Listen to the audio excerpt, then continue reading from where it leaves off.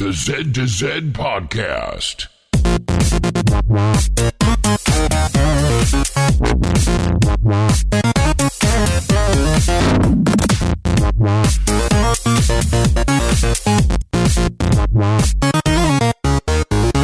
Good morning, good evening, or good day, and welcome to the Zed to Zed Podcast, the home for Xbox achievement hunters and gamerscore junkies. I'm your host, Brandon Fream, and thank you so much for listening.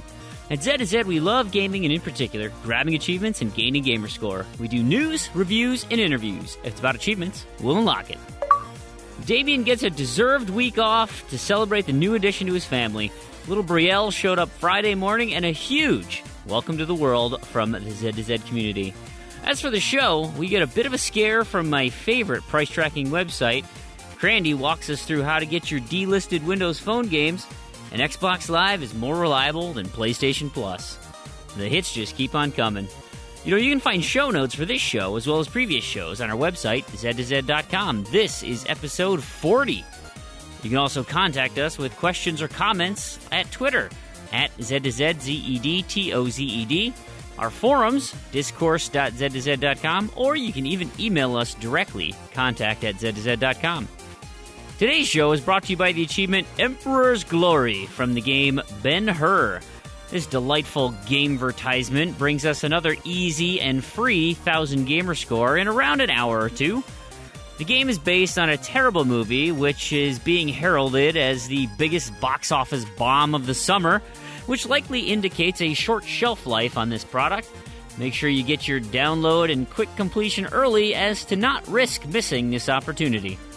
As for the achievement, Emperor's Glory is likely the most difficult one to attain since it requires you to take out every chariot in a full season, which consists of 3 races. You can take guys out by whipping them, running them into a wall, or grinding them up against that wall. You can see if you are successful at the end of a specific race during the stats menu claiming drivers taken out. That number should display 5. If it doesn't, someone else got credit for your hard work, and you got to restart that mission, or that race. I personally found that whipping dudes was the most reliable, since you could make sure it was you that indeed took your the other charioteer out and provided the finishing blow. If you happen to miss a racer, go ahead and T-bone a wall and just start on over. Keep in mind this game is a buggy disaster, so try to stay patient and keep the blood pressure down. Breathe, deep breaths, calm. Special thanks to developer Chrome Studios and publisher AOL. You've got easy 1,000 gamer score. And if you, our fantastic listeners, have a suggestion for an achievement sponsor, let us know. You can contact us at Twitter, of course, at Zed2Zed, Z-E-D-T-O-Z-E-D. Our forums, like I mentioned, discourse.zed2zed.com. That email address, contact@zed2zed.com. Or you could even leave your suggestion in an iTunes or podcast review post. All right, it's recording time, and let me introduce my co-hosts tonight. We've got Proulx. How are you doing today? I'm doing fantastic. How are you doing? I'm wonderful. Thank you much. And we have also got Crandy on the mic. How are you? I'm doing all right. That is awesome. What's new with you, Crandy? Oh, I got a second job interview. But no job yet? Baby No steps, job right? yet. Baby steps. Well, it could lead to a job. I mean, it's the second interview with the same company. That's usually pretty good. I actually go in person this time. So the first one was just on the phone. This one's in person. I get to. What is their stance on all black pajamas? Is that? I don't know that. I might have to bring that up in the interview. Okay. Say, my all gray pajamas are my rain cloud outfit, though. I mean, I could be a little less rainy at work, be a little nicer. Sure. I could mourn. You'll wear your corporate pajamas versus your casual pajamas. Tonight I've got my crab pajamas on. They're blue with crabs on them. They're quite elegant. What about a mug? You drinking anything?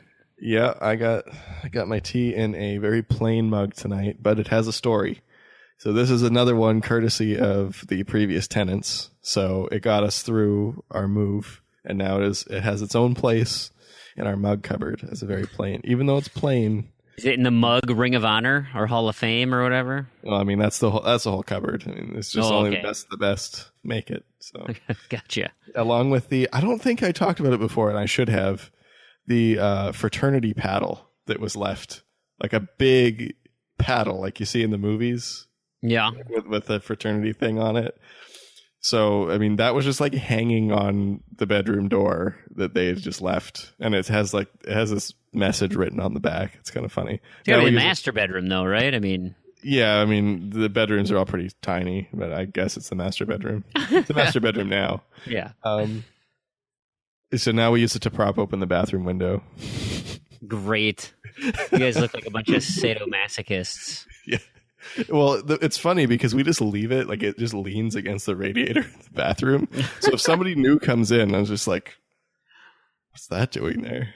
You're into some good stuff. Cool. Yeah, it's pretty funny. So I forgot to mention last show, and I told Handy Darkness that I would, but I totally forgot to write it down. So when you don't write things down, things get forgotten. So I'm going to do it now, and it's, I'm not sharing a lot, but here's what he wants me to say.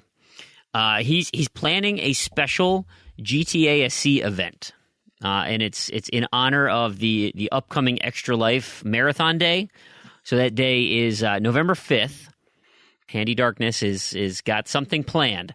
So if you are listening to this and are in the GTA SC, you are eligible. If you are also a part of Extra Life, I think you're eligible. I'm trying to think how all this falls into place because he's relatively cryptic with me as well. But keep your eyes and ears and media connected to TA and to Twitter and all of Handy Darkness's outlets, and you'll be able to find out what he indeed is setting up, and maybe we'll even announce it on next week's show. So there's that.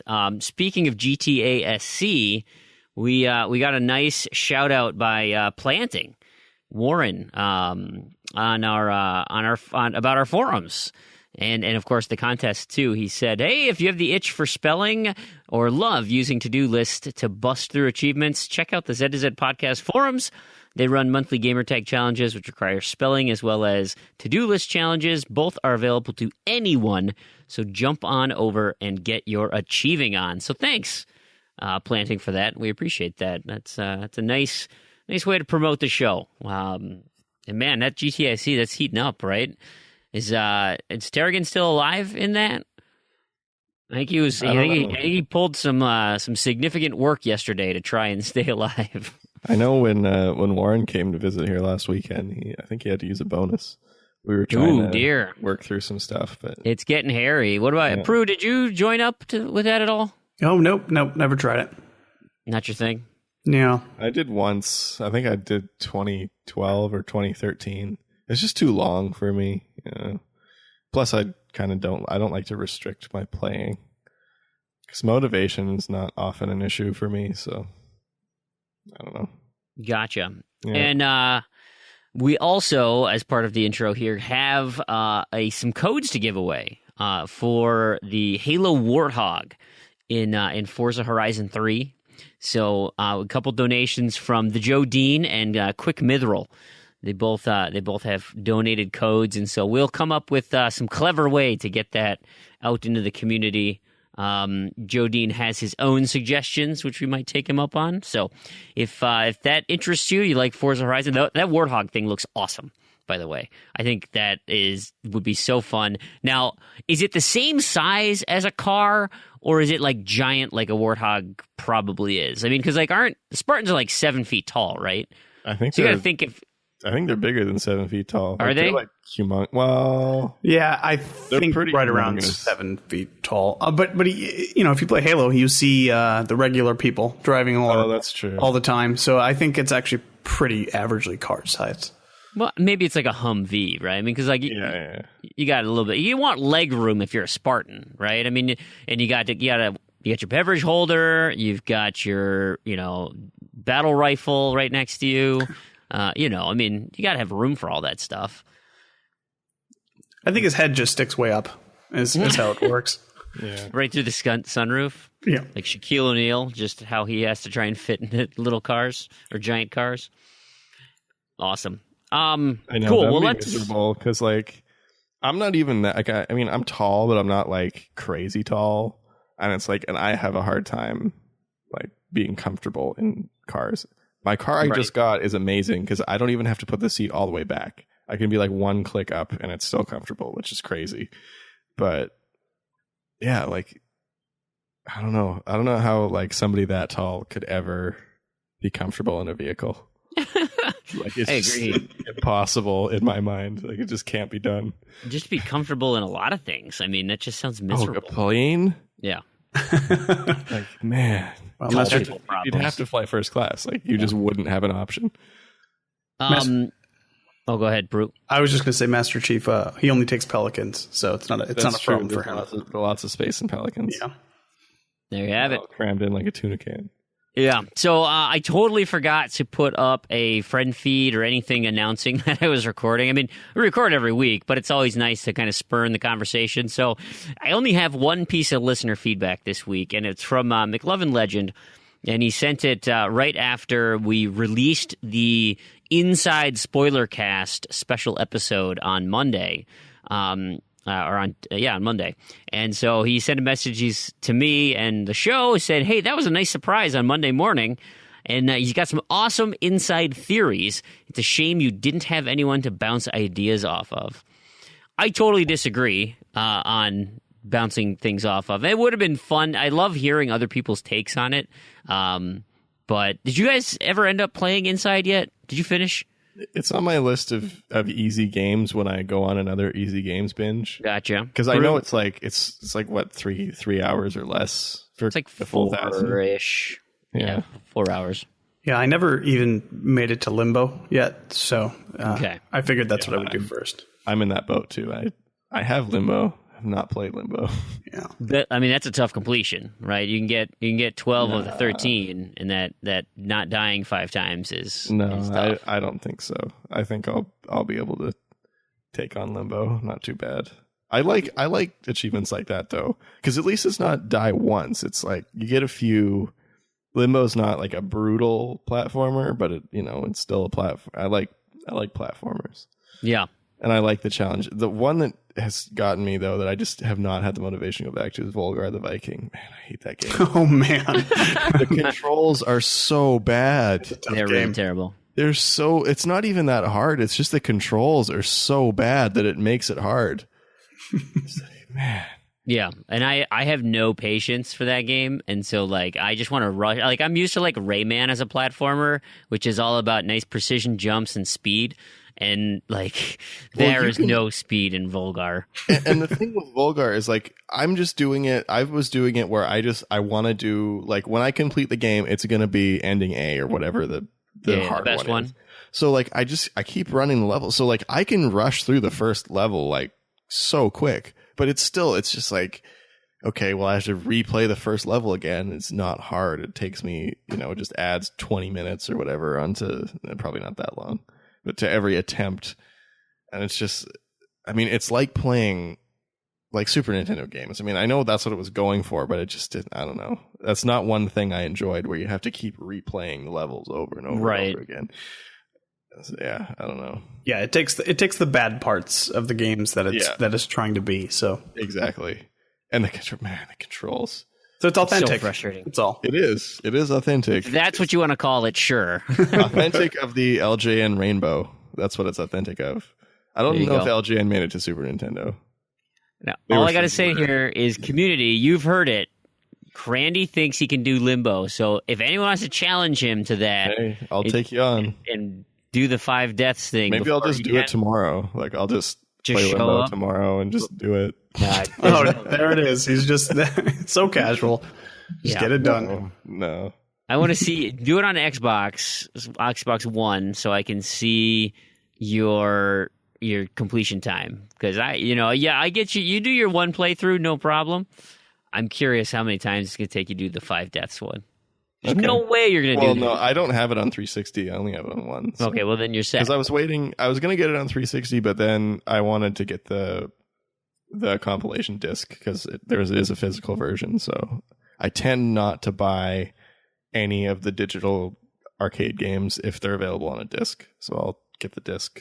No, that's you're waiting for that triple pack thing or whatever. Yeah, I mean, I've seen it a couple. Actually, it was one time I tried to buy it when I lived in Canada. It was like $8 or something crazy cheap, but they wouldn't ship it or they wouldn't take my credit card because it was Canadian. I don't know, something stupid. What were the other games on that pack again? There was a Trials game and what was the other one? Trials, Limbo, and there's another good one. Explosion Man, I think. Yeah, that's what it was. Oh, okay. All right.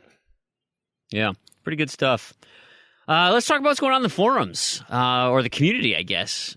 So aside from not letting anyone know about feedback or telling people, we can talk about just all the conversation we've been having. No, of course, Discord, our Discord chat, Z to Z there has, it has been vibrant. Now that Quick Mithril and Stushnikin and Mike Spin 92, those three are just flooding the Discord chat right now. It's like I jump in and it's like, you've got 100 and some messages missed. I'm like, there's so much going on now. And I know Big L mentioned that earlier. Like he showed up and it's like, there's another 1,000 messages since a couple days ago. So the chat is bustling and it's fun. Yeah. I tend to be on there in the kind of mornings Eastern time because I'm just at home looking for jobs and stuff. So, might as well be in Z to Z chat. Yeah, if you jump in and you see that like 75 missed messages, I just tend to scroll up to get the context of whatever they're currently talking about. Yeah, right. Sometimes I'm just like, whatever, let's jump in. Well, I always get the random, Tarragon's the worst at it. He'll just throw my name in there to pull me into chat, and he's like some sort of offhanded comment, completely unrelated. I'm like, oh crap! Now I got to read and figure out where I got pulled into this thing. It's fun though. It's great. So yeah, that's a great place to communicate with the community. I like that a lot. Of course, we have our forums, discourse.z2z.com. I mentioned at the top of the show. That's really the homepage for all the contests and goings on in the world. That the night he posted "What are you listening to?" thread, that is, he just wants to be obscenely long with all the music ever in the world. Tarragon is completely has taken over that one. So that's been kind of fun. But of course, probably the most popular things are the challenges. And so we are wrapping up. By the time you hear this, we'll be close to the end of September, which means the end of the Wolfenstein Challenge. Of course, there are prizes to those who earn achievements in Wolfenstein games. Both completions or previous completions count, just not quite as much. Current completions, big points, and any achievement you unlock also gives you raffle tickets for the prize draw. This has been fun. I know, Proulx, you took part of it. Crandy, obviously, you did. I need to. I mean, come on, I got to. Did you still not play New Order? No, I did something else this week. I'll get into in my recap. But you need to play. It's a great game, and it's not that long. I know it's a great game. You could get through the story in like a week of your playing time. Probably. Yeah. I spent a week doing something else, like I said, and then this upcoming next week, of course, Destiny comes out. No. But I do have some of that to chat about as well. No, but Destiny does come out this week, and there's another game that is at the top of my to-do list, which unfortunately is not related to any of my to-do lists. It's completely off. So anyway, completely off track here. Since it was so popular, we kind of thought, you know what? I think Z to Z should do this more often. And what we're going to do is we will continue to have monthly challenges where we tackle game series.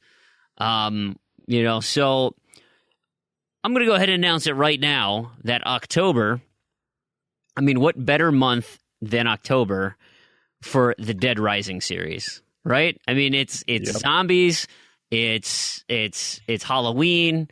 So Dead Rising on the docket. I know, Crandy, you want to do Dead Rising 3. I don't know if you ever got around to that. Damien, I think, couldn't wait for everybody.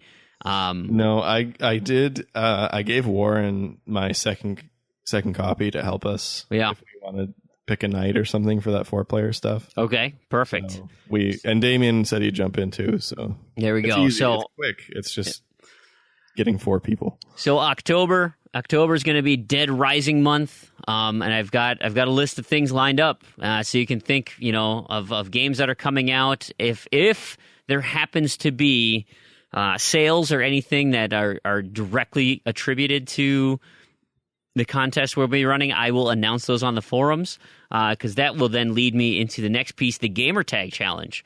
And the other thing with Dead Rising 2 is all the remasters just came out. So yes. I don't think the bundle. I think the bundle is only slightly discounted on pre-order, but I mean the discs. My Dead Rising disc just came on Friday. I've got Dead Rising 2 ordered, and that's coming out by the end of the month, I think, on disc. Off the record is not as digital only, but yeah, more Dead Rising games to play. Right. So there, you get a couple discounts on those. The Gamertag Challenge for September, of course, Big Ell and CSGeekSquad. Make sure you get those taken care of. I also then put in into the forums the future of the Gamertag Challenge. And so you can get there. It's the monthly Gamertag Challenge meta thread, and it's got, of course, the rules just reprinted. But I've also then put the next few months worth of Gamertags that we are going for. And next month is Facial LaFleur. And so I felt obligated to announce it this week because hopefully you saw the forums and went and bought the Lego games you need to get all those L's in Facial LaFleur. There's 3 L's in that name, and that makes life difficult. And I've already used up all my limbos on the 360 and the One pretty much. But there you have it. So hopefully, there's tons of Lego games out there. But if you're like Angel SK, who's already completed them all, then it might be a little bit more difficult. But only one tag. Of course, it's still 15 letters. So 15 different games. That's not too bad. Finally, probably our favorite child is the Great Random To-Do List, which has been fantastic. We are well into the month. The standings are constantly in flux. Tarragon has kind of automated all of this stuff, which is just glorious. It's worked out really well, so I don't have to completely melt down trying to keep up with everything. And again, that lets us have everybody a part of it. So I think Mike Spin just jumped in late. Quick Mithril jumped in late. I was making some plans today. I'm planning for the week. I'm gonna get at least 2. Nice. Ooh, nice. On the board. Yeah. Proulx, I know you're making a push.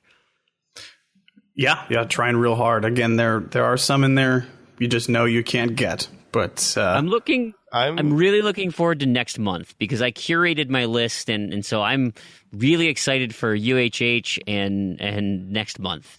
I think there'll be games I want to play. Turn off my game collection. We can do that on Random To-Do List, right? And only have started games picked. Not a reroll, but like next month, right? I don't know. You have to talk to Urban if he put in a little switch for that. Okay. Because I got a lot of achievements from games that I haven't started and I don't really want to start yet. But because I messed around with my collection a little bit for UHH. But yeah, I think I'm going to go for my highest ratio achievement. I just got my multi-box setup going again today, all tidy and nice. So that one requires some boosting in Lost Planet, but not too much. So I think I'm going to give it a go. It's like a 7.8 or something. Sure. It's looking like, Proulx, you are in 4th place with your simply 4 points away from Matriarch in 3rd place. I actually, we're looking at the spreadsheet right now, and there are 2 achievements that have yet to be updated. So I would imagine I'm a little bit higher at that point. But leapfrog. The other thing, too, that's interesting is both Jess Striker and Kez, who are on top, have significant ratio achievements as their most difficult one. I know Kez is for Earthlock. It started at an 18. It's already dropped to a 6. and dropped even further. And so, like, his points keep bleeding because by the end of the month, when we figure out what the final ratio is, that's going to, you know, have a big impact on where it's going to end up. So I'm curious how this thing plays out. There's so much flux early, and then, you know, it's kind of people are figuring out how much they can get done and get the easy ones out of the way, and maybe less so now. But I got to turn around and get maybe a couple more. But there's just so much to do. It's been a lot of fun. So apart from that, let's why don't we talk about what we have been playing since, you know, we've obviously been working on tons and tons of contests. Proulx, do you want to start? Yeah. So, I guess I'll talk about the random to-do list stuff that I've been doing. I worked on Brutal Legend for a bit today. I got some stuff in there that I've left behind. It's amazing. I feel like that's something that always comes up in these contests that go way back into my library. Brutal Legend always comes up. But whatever, it's fine. I also played Saints Row for the same reason. I had 30 theft missions or something like that. Man, it is weird to go back to that Those game. are fun. I love doing that. I remember, like, before I even knew what achievements were, like, I would just go around robbing stores in Saints Row for fun. That's like one of my favorite things to do. Yeah.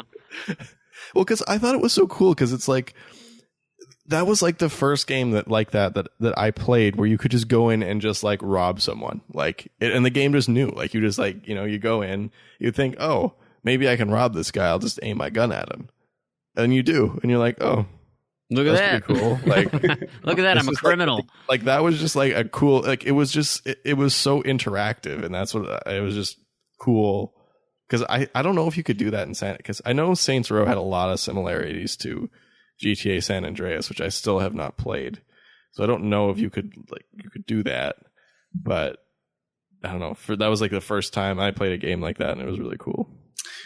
You know, and it's, you know, I've heard you talk specifically about how you felt the Saints Row series has gone over time. Mm-hmm. But I have semi-recently played Saints Row 4.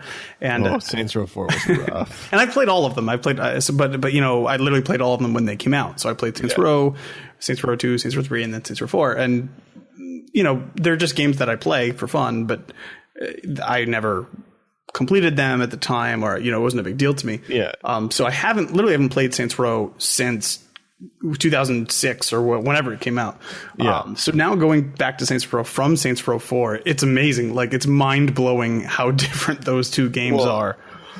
And I don't know, in my opinion, like, night and day in terms of the quality. Like, Saints Row 4 is just such a, like, mindless, dumb, and it was poorly made too. I hardly played it. I played it for, I think I played like the first 3 or 4 missions or something for a contest, because I popped that one online achievement when the thing came back. So I went through all my Saints Rows that had that and just did them, even though I didn't plan on playing them. And it was like the first cutscene was like choppy and laggy, and everything was laggy and just looked bad. It was, terrible. Yeah, well, I mean, and not only that, like, tonally, how different these games are. I mean, Saints Row, I don't want to say it took itself seriously, certainly, but more seriously than these later ones have. And it's and with the older ones too, is like they still had a real story. They had a real story in the campaign that you could take seriously and get on board with, and also kind of have some fun with along the way. Like they had a few over the top elements, or, like, you know, funny, goofy stuff, kind of like, you know, GTA would. And that was included in the real thing, particularly in the second one. I think the second one kind of hit it just right, where there was a lot of kind of funny over-the-top stuff you did. Like, you take the sewage truck and spray the buildings, and just stuff like, you know, kind of funny stuff like that. But it didn't take it to the level that 3 and 4 did, where it was just like, okay, well, it's not funny now because that's the entire game. Like, it got so over-the-top and stupid that it's like, okay, well, it's not funny anymore because it's not mixed in with anything of value. It's just... Yeah, but I mean, is that dumb? Is that just what the kids want? Is that, well? You know? That's the problem. That's what they were going for, was like, oh, we can do this instead of, we can just cut the whole serious part and just Well, Grand Theft Auto was doing the serious part, so they just said, let's do the crazy stuff. Yeah. Yeah, I don't know. I mean, you can disagree with the design choice. It's just that is the choice they made. And then I think I've mentioned before, too, I really was... I mean, I'm sure I've said it before, because I said Volition is dead to me. Just the way they handled it. And they're like, we basically were just going to like shoo all of you longtime fans away in favor of this series that is now run into the ground, that they've renamed whatever that new one is that looks just like Saints Row 4. Agents of Mayhem? Yeah, that one. That Saints Row 5. Yeah. Not Saints Row. They don't like the 5. They did that with Assassin's Creed. Of course, it's a different developer, but they didn't do Assassin's Creed 5 because people get freaked out with 5s. Of course, I guess Grand Theft Auto didn't have a problem, but or Halo. Yeah. I don't know. My thing with that is like I think they really just ran the Saints Row name so far into the ground that they can't even It's possible. Like Gat Out of Hell was just like, what was that? I never made it that far. I haven't played it either, but I mean I know what it is. Like, yeah, it's terrible. I mean, I have it. I'm going to complete the whole series eventually. It's just like out of spite. Kind of. I mean, they're easy. Like all the later ones are easy. It's a hate play. And right. I mean, I still have. I wish I could change my gamer pick, but it's been my gamer pick for so long that it's fleur-de-lis. Yeah, but that's from the Saints Row picture pack. Right. It's the purple fleur-de-lis, and it's like, okay, guess I better do the series. It looks like they're not making it anymore. I will not do Agents of Mayhem because it's not going to be in the series. Even though, well, the other thing too that's in the same world. Is it? That's what you said. Is it? Oh, yeah, there was something. What was it? I don't remember. Anyway, Red Faction is also in the same universe. Weird. Fun fact. Most people don't know, I don't think. Yeah. That's weird. Anything else on your plate there, Proulx? Oh, yeah, sorry, I forgot. That's where we were. I played a little bit through Borderlands, the pre-sequel, which is the least of the Borderlands, in my opinion. Did some of the Claptrap DLC. I had to do that for the random to-do list stuff. Other than that, I started BioShock. Well, actually, I started and finished the first BioShock because the BioShock collection came out. I didn't complete the game. There's some new challenge stuff that you have to do, which I was unaware of, but I'll try that. Like Xbox challenges? No. It's they're like challenge rooms, I guess, or challenge parts that they've added to the game. I don't remember if they were there originally. At least so the thing with those, there's been a lot of like kind of miscommunication / information with those. They were originally PS3 exclusive levels. This is to my knowledge. So if I'm wrong, somebody please correct me. So they were originally exclusive to PS3. I believe they had trophies. Then they came out much later on the 360 in the Ultimate Rapture edition of the game that was only released in North America. So you could get it on the BioShock 1 bonus disc. You could play those rooms. They did not have achievements. And then now they've come in the BioShock collection with achievements, but a lot of people think that's the first time they were released on Xbox or off of PlayStation, which is not. They've been out for a long time on the Ultimate Rapture edition, just not super easy to get because you have to import it everywhere but North America. Yeah, it's so interesting. Like I have the single player completed, not single player because there's no multiplayer, but the original, quote unquote, original version completed, and I have 1,100 of the 1,300 points in that game. So I guess the rest are 200 points. So I have to do those challenge rooms, but I finished BioShock, and I will go forward and complete it at some point. I just have to go back and do that. Started the last chapter of Minecraft Story Mode. I also started today Wolfenstein, the Old Blood, since I already finished New Order. Nice. And then this last thing I just wanted to talk about real quick. I completed a Windows Phone game called Kuzak. And Kuzak is terrible. It's awful. I just want to talk about... The game itself is not too bad. It's basically Tetris with math. So you kind of have to, these blocks are falling and you kind of have to determine what the difference is between these two numbers. And that's how you eliminate the new blocks and all this stuff. The game is fine. It has like 100 levels and you'll beat the 100 levels in 2 or 3 hours easy.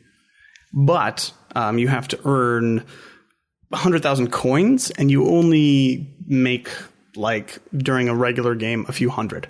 So basically the game itself to beat, everything except for that one achievement, takes 2 to 3 hours. And this last achievement takes probably 15 to 20 hours. So it increases the magnitude of this game by so much, and it's awful, and it's mindless, and it's numbing, and you just sit there and you just drag these stupid blocks down, and I hated it so much. It was literally the worst experience I've had playing. So painful. Oh, it was awful. It was That was like Angry Birds. Like Angry Birds for Windows Phone, I think you get all the achievements in like, I don't know, like 6 or 8 hours or something. And then there was another 30 hours to break the 250,000 blocks or whatever it was. Oh, man. Just miserable. I feel like that was so like I would actually fall asleep while I was doing it. Like I would be there and then I'd just kind of like doze off and then wake up again and be like, oh. I just feel like that's spite from developers. Like there's no other reason for them to do this other than to, well, let's see who will go to this length to do this. I don't. So I think some of those, like, they don't even think about it. They're just like, hey, we break blocks in this game. Let's pick a number that they should break. And it's like, how about this much? And like, oh, whatever. And then you think of it, and like, well, to beat the game though, you only need 1,000. So yeah, I don't think they ever put 2 and 2 together. Like, oh yeah, this would take them to beat it 2 or 3 times. Yeah, I think going through the game, you get like, I don't know, 30,000 maybe if you're bad at the game like me. I don't know. There's a lot of luck-based stuff in Angry Birds, but just don't put those kind of achievements. Just to arbitrarily inflate the game for 0.1% of the people playing it. Just don't do it. Oh, I was the worst. I hated it. Yeah, it took me weeks to do that. I just was not motivated. Finally, I just did it, but it was awful. No, that happens all the time with me on Windows Phone games where I'll do a game. It was like Flight Control. At least Flight Control, it was actually kind of fun to play. No, Tiny Plane, that was the one that took me forever. Because it was like, you get 11 of 12 achievements or, 19 of 20 or whatever it is. And then there's just that one. And all it is like get 1 million coins, whatever. It's just like a huge grind. I don't want to play this game anymore. Like I've played enough to get all the achievements and that was fine. That was enjoyable. And now you've got this last stupid achievement that I gotta get before I start a new Windows Phone game. Because if I don't finish this before I start a new one, then I'm not ever gonna finish it. So I always then I just go on like Windows Phone hiatus for like 3 months and then come back and be like, oh, that's why I stopped playing. Awesome. Yeah. Well, what have you been playing, Crandy? Because we did talk about BioShock. You want to start there? Yeah. So BioShock. So this week I spent a little bit more time than I probably should have playing BioShock, but the work paid off. I was the first to complete BioShock Infinite. Nice. Huzzah. Yeah, names on top of the list, huh? Yeah, that's my second first. What was your first? It was Oddworld New and Tasty. You completed that? Wow. Yeah, I was the first to complete it. And the funny thing was I misread one of the achievements as having to, I think it was the speedrun achievement. I thought you had to do it on hard. You didn't. You could do it on easy. So I did it on hard. I still got first. Jeez. That one was super close. Like if I had taken, I want to say like 30 minutes longer, I wouldn't have got it. Dang. Yeah, it was really, really close, that one. So yeah, that was fun. Bad port though. It's just a straight port of the PC version. It looks gorgeous, runs terribly. Really? Just well, brutal. Sad to hear. Yeah, it's really, really bad. Now Burial at Sea comes with every copy of that version. Right. So there's no excuse now, right? No excuse not to play Burial at Sea. You got to play Burial at Sea. The interesting thing too is I got the physical copy, of course, and it's on 2 discs. Like it's so big. I think the collection is like just shy of 70 gigs. It's just That's humongous. Ridiculous. I had to delete like half of the stuff on my Xbox to install it. But yeah, I don't know of any other one games that are 2 discs. Yeah, I guess it's 3 games on 2 discs, but what's Halo? Because I thought Halo was up in 70 gig territory. No, I thought Halo was like 45 or something. Maybe I'm wrong. Let's check. So, when you got number 1 completion, is that including all DLC for that as well? Yeah, so it doesn't have. I mean, it's not broken into DLC packs. Oh, so it's just one list. It's all included on the disc. So yeah, with those re-releases, TA doesn't classify it as DLC. Sure. So yeah, that includes everything, which includes Clash in the Clouds, which is basically the reason I was able to do it, is because I completed Clash in the Clouds so quickly.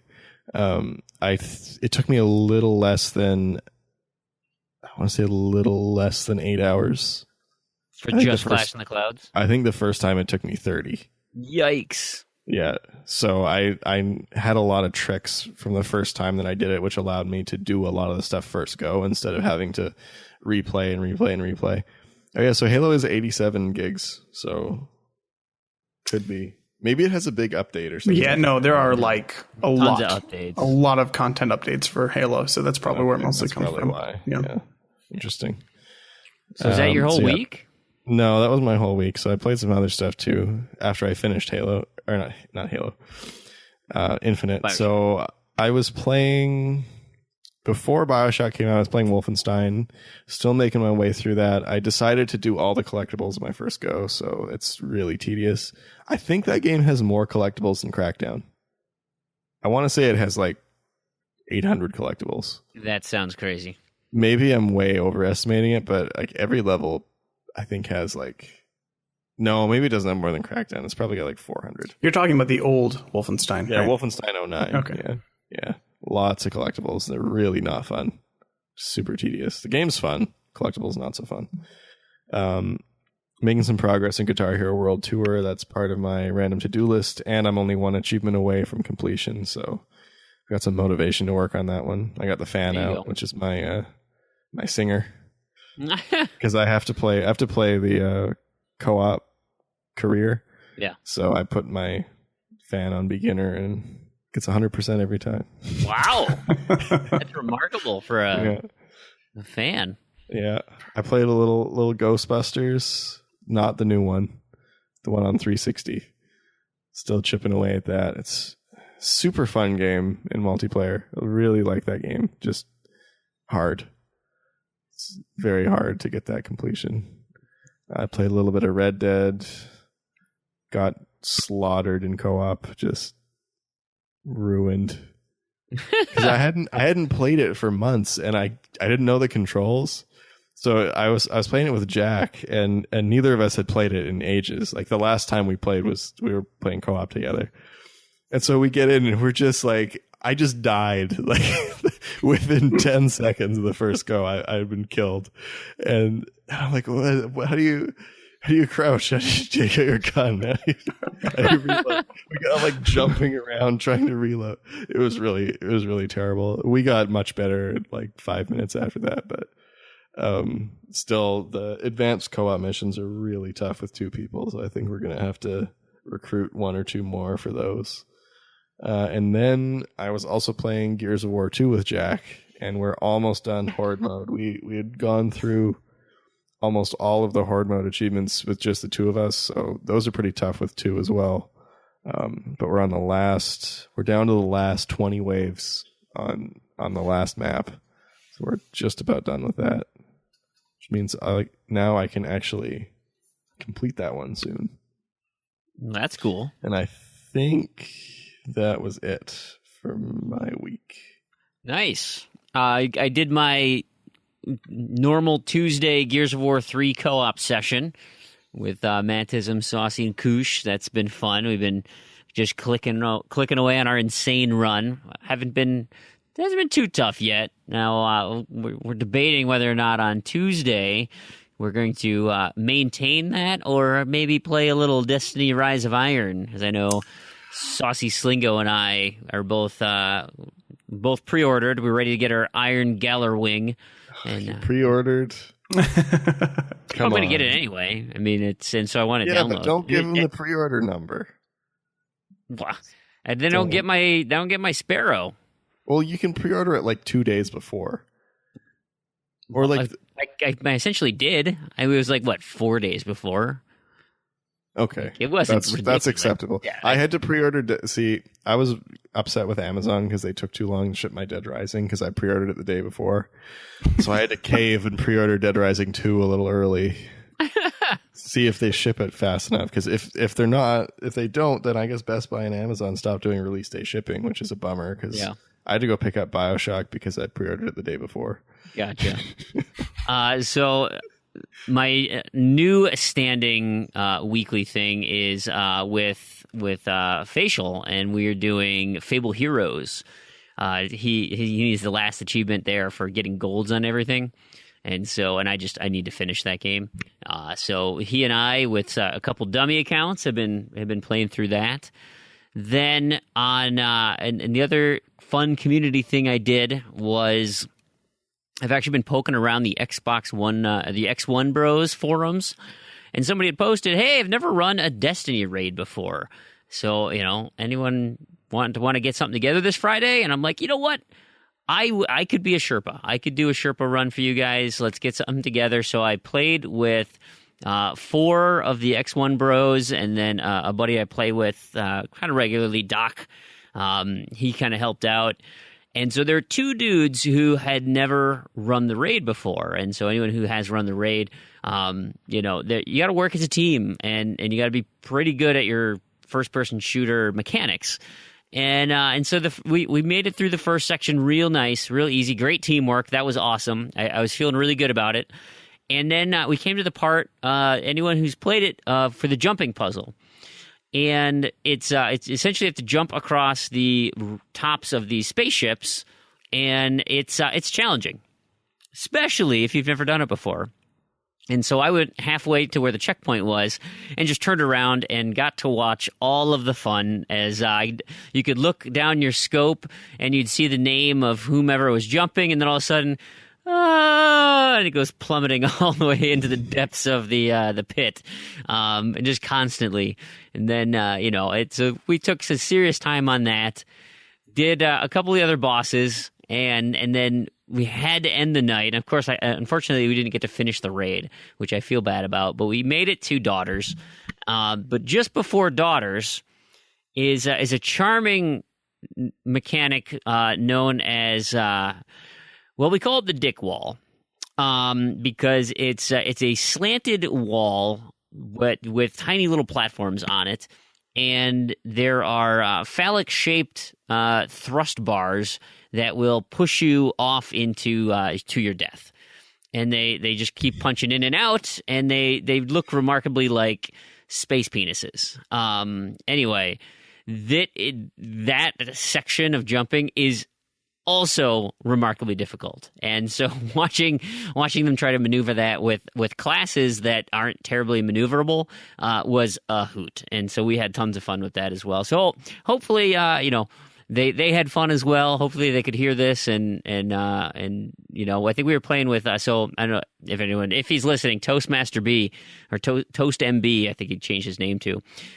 He's out in Scotland, I think, or Ireland. So when he started, it was 4 a.m. He was up playing at 4 a.m., and we didn't finish till then 7 a.m. his time. I don't think he went to sleep. So kudos to him for being able to do that. But yeah, it was good. So looking forward to Rise of Iron. I can't wait till Tuesday and what they did. But prior to that, the rest of my week was spent. I did a little Rocket League with my son. He's really excited about that. But the bulk of my gaming has been in the game The Final Station. And I don't want to get too much into it because it is in line for Shovelware Cemetery in a couple of weeks, which I will help record. But I'm going to say I enjoyed it. It was fun, and it took me 5 hours. But you can. I had to redo a section. Pretty much all of the achievements are missable, and so if you didn't do them, it requires you to save all of the passengers in a little subsection. And so if you lose a passenger while you're going, just restart the checkpoint. And you can, there are lots of checkpoints available, so it's not, you don't lose that much progress. But I wasn't paying attention, and I was just like, fine, yeah, I think I died, whatever. And then realized I discounted the ability to get that achievement on my first playthrough. So it was kind of dumb. But I know I had to go through anyway. So just a kind of a word of advice, if you got passengers, you got to keep them all alive, but you have to get all of them as well. It's an easy, I'm not going to say easy. It's a relatively easy completion. Nothing that's ridiculous. So you got about 5 hours to take care of that. And I'll give you my review on Shovelware Cemetery. I think that's scheduled for early October. So you'll hear my thoughts on that game. We might shift it around, though. Okay. Because I know we got a couple new things that I want to shift, and since Damien's out for a little bit, we might shift that one sooner. So okay. So maybe next week. Listen for it on Shovelware Cemetery. Who knows? Great. Well, let's talk about. We teased it at the end of the show last time that we didn't forget about it, but Crandy, you had some delisted Windows Phone games you want to talk about? Yes, I do. This has been talked about for a while, and I wanted to just check a couple more things before I really talked about it. And yeah, I did check. Everything is good. This works. So first off, most important step is you absolutely need a Windows Phone 10. This does not work on any other Windows Phone. So has to be running Windows Phone 10. I know mine, the one that I used for this was originally an 8, and I signed up for the developer preview or something, and it allowed me to upgrade to 10. But I don't know. That's phone by phone, carrier by carrier type deal. Windows Phone 10, as I think I said before, is terrible except for this one feature. So if you don't plan on doing this, I don't recommend Windows Phone 10. So what you need is... so there's two things. You can not only install delisted games, you can also install other people's games. So if you're like Fream and Tarragon, and you frequently visit each other, you can have your friend sign into your phone and install some games on there from their account. I think it allows up to 10 devices per account, so you can do this with a few people. It's very similar. It works just like it does on Windows 10 on a PC. So you can have somebody sign into the store, install the apps, sign out, and they should still function. Some of them are required to have that account still signed in, not always. I haven't run into any on Windows Phone yet. So first off, we'll talk about getting delisted games. So you get your Windows Phone 10, then you go to the store.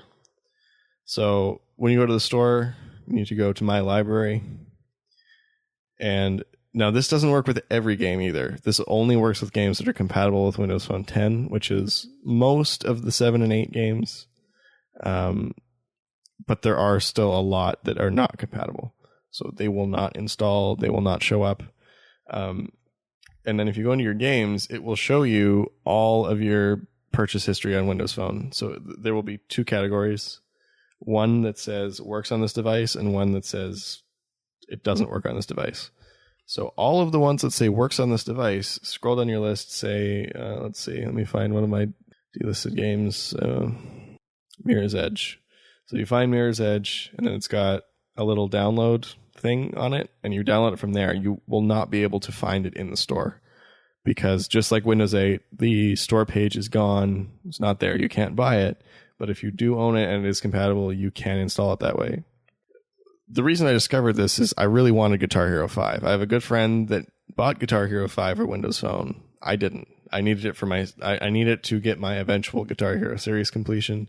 So I was playing around thinking, okay, there's got to be some way to do this, be able to switch an account off. And so when Windows Phone 10 came out, I was like, yeah, I'll check it out, play around. And then I noticed you actually can switch accounts.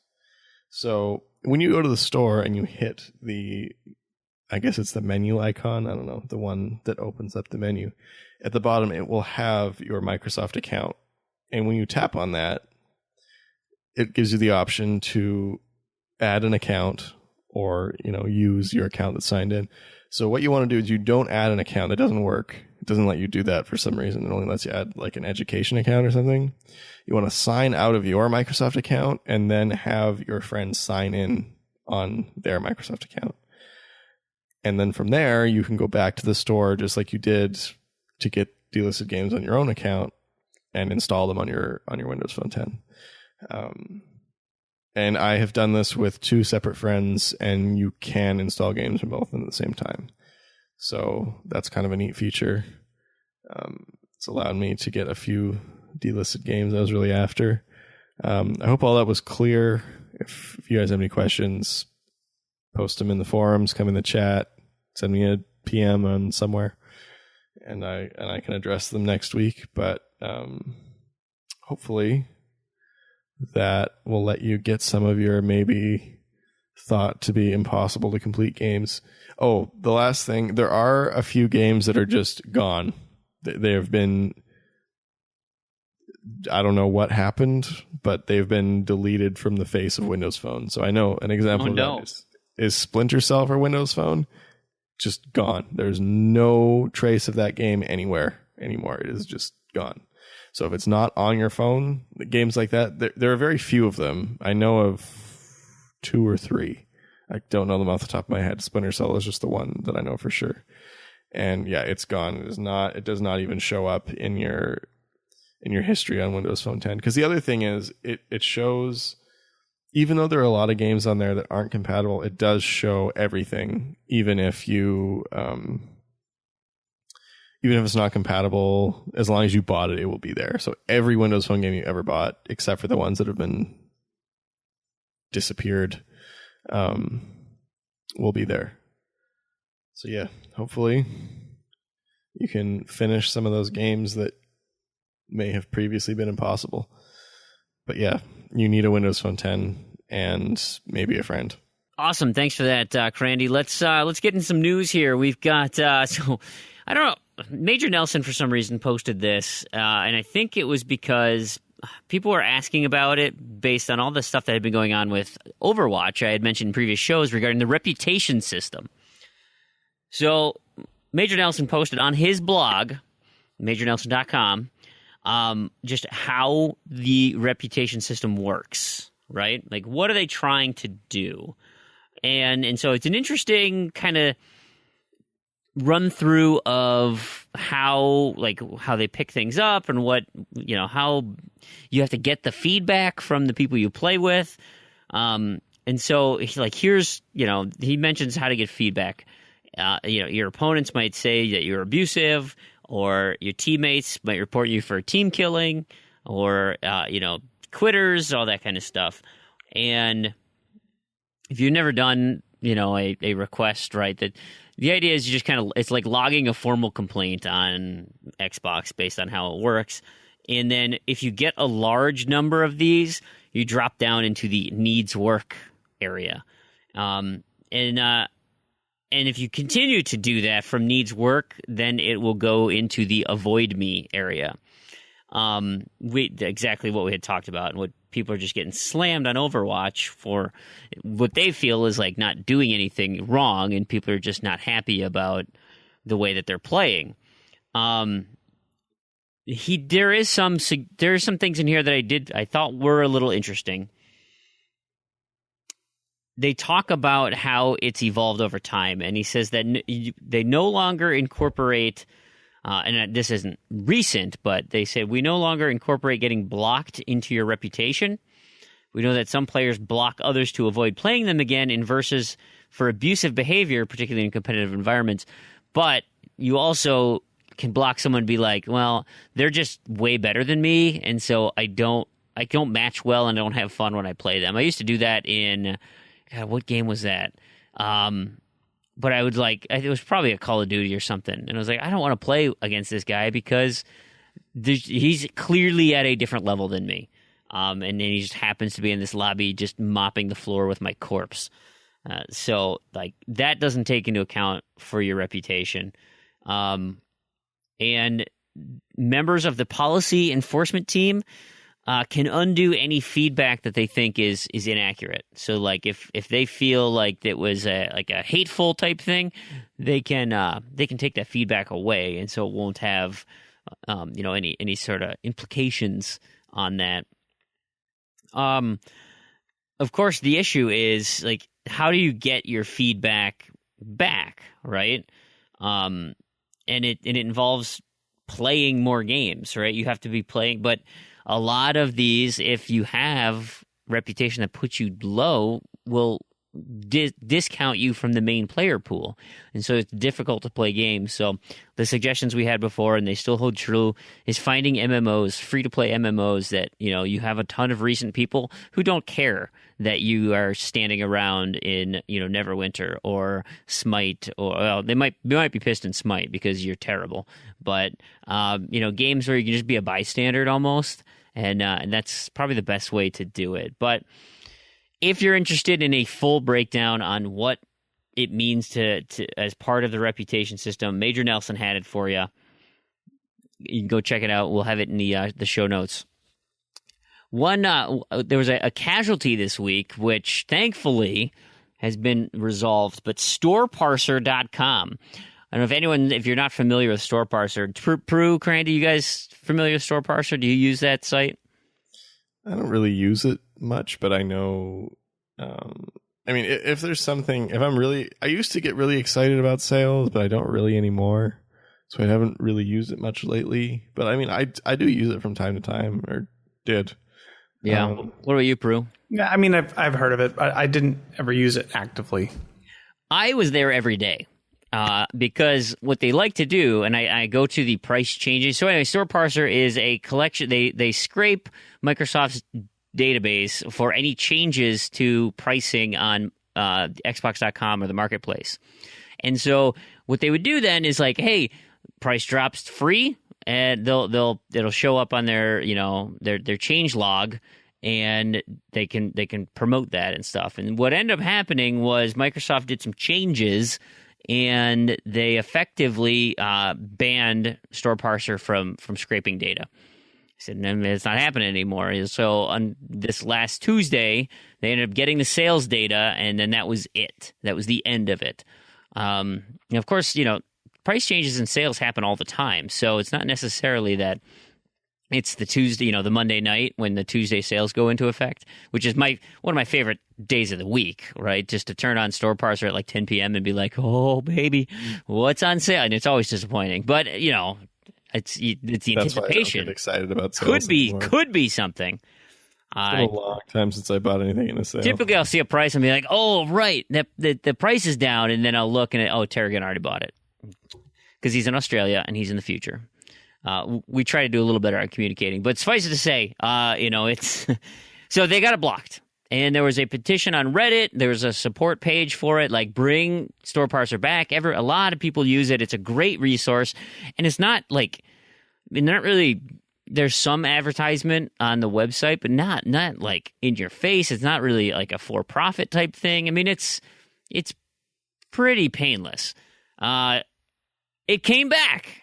They I don't know if Microsoft gave them the thumbs up or they changed their their algorithm or whatever so that they could sneak it better. I don't. I'm assuming they gave them the thumbs up to be able to run that site. So awesome. I'm glad it's alive. But this week was a little scary. We thought we lost it.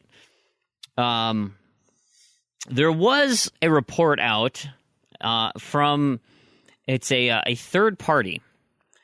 And essentially, the study says that network speed and reliability have made that the Xbox Live service more reliable and just better than PlayStation Network. And that's a third party saying that. It's kind of I'm trying to find out who did the study. But ultimately, it's an IHS market, and he talked about just how you tend to get better connections. You've got a nicer, nicer online community type thing. It's a little bit more reliable. Now, if you're curious, we'll attach the PDF in the show notes here, and you can kind of see what this IHS market study indicates. I'm wondering who commissioned it. You know, like as a third party, it's not like I'm not sure it's in there, but clearly neither one is going to be like, unless of course Microsoft just knew they were going to come out on top, and they said, "Hey, why don't you go ahead and just prove it to us?" But then does that make it a third? I mean, it seems like there's a slight bias if the company that's commissioning it is one of the two companies involved. But I guess that's the nature of a third party, right? One company commissions it, and the third party executes it with an unbiased eye. Suffice it to say, it's pretty interesting. If you're commissioning a study, you're paying their wages for however long. It's kind of hard to be unbiased. I don't know. Yeah. This is a total side note, but like I think of like the Better Business Bureau. That is like effectively a legal extortion ring, right? Oh, the Better Business Bureau is garbage. You have to pay them to get a real rating. It's if extortion. You don't pay them, they don't give you a rating, and they also have no authority at all. Yeah. So, I mean, I love it. I always think it's funny when I see like PPB accredited A+. It's like, great, you paid them money. Good for you. Yeah. There's another site or another company when I worked in dietary supplements called Consumer Labs, and they did the same thing. They took our product that we were making, and they tested it, and they were looking for vitamin content or whatever, and they're like, yeah, guess what? This product does not contain the vitamins that they say it does, and like did this huge smear campaign. And it was like, so then they came to us and they said, well, you know, you can resubmit and we'll retest it, but it's going to cost you $3,000 or it's going to cost whatever.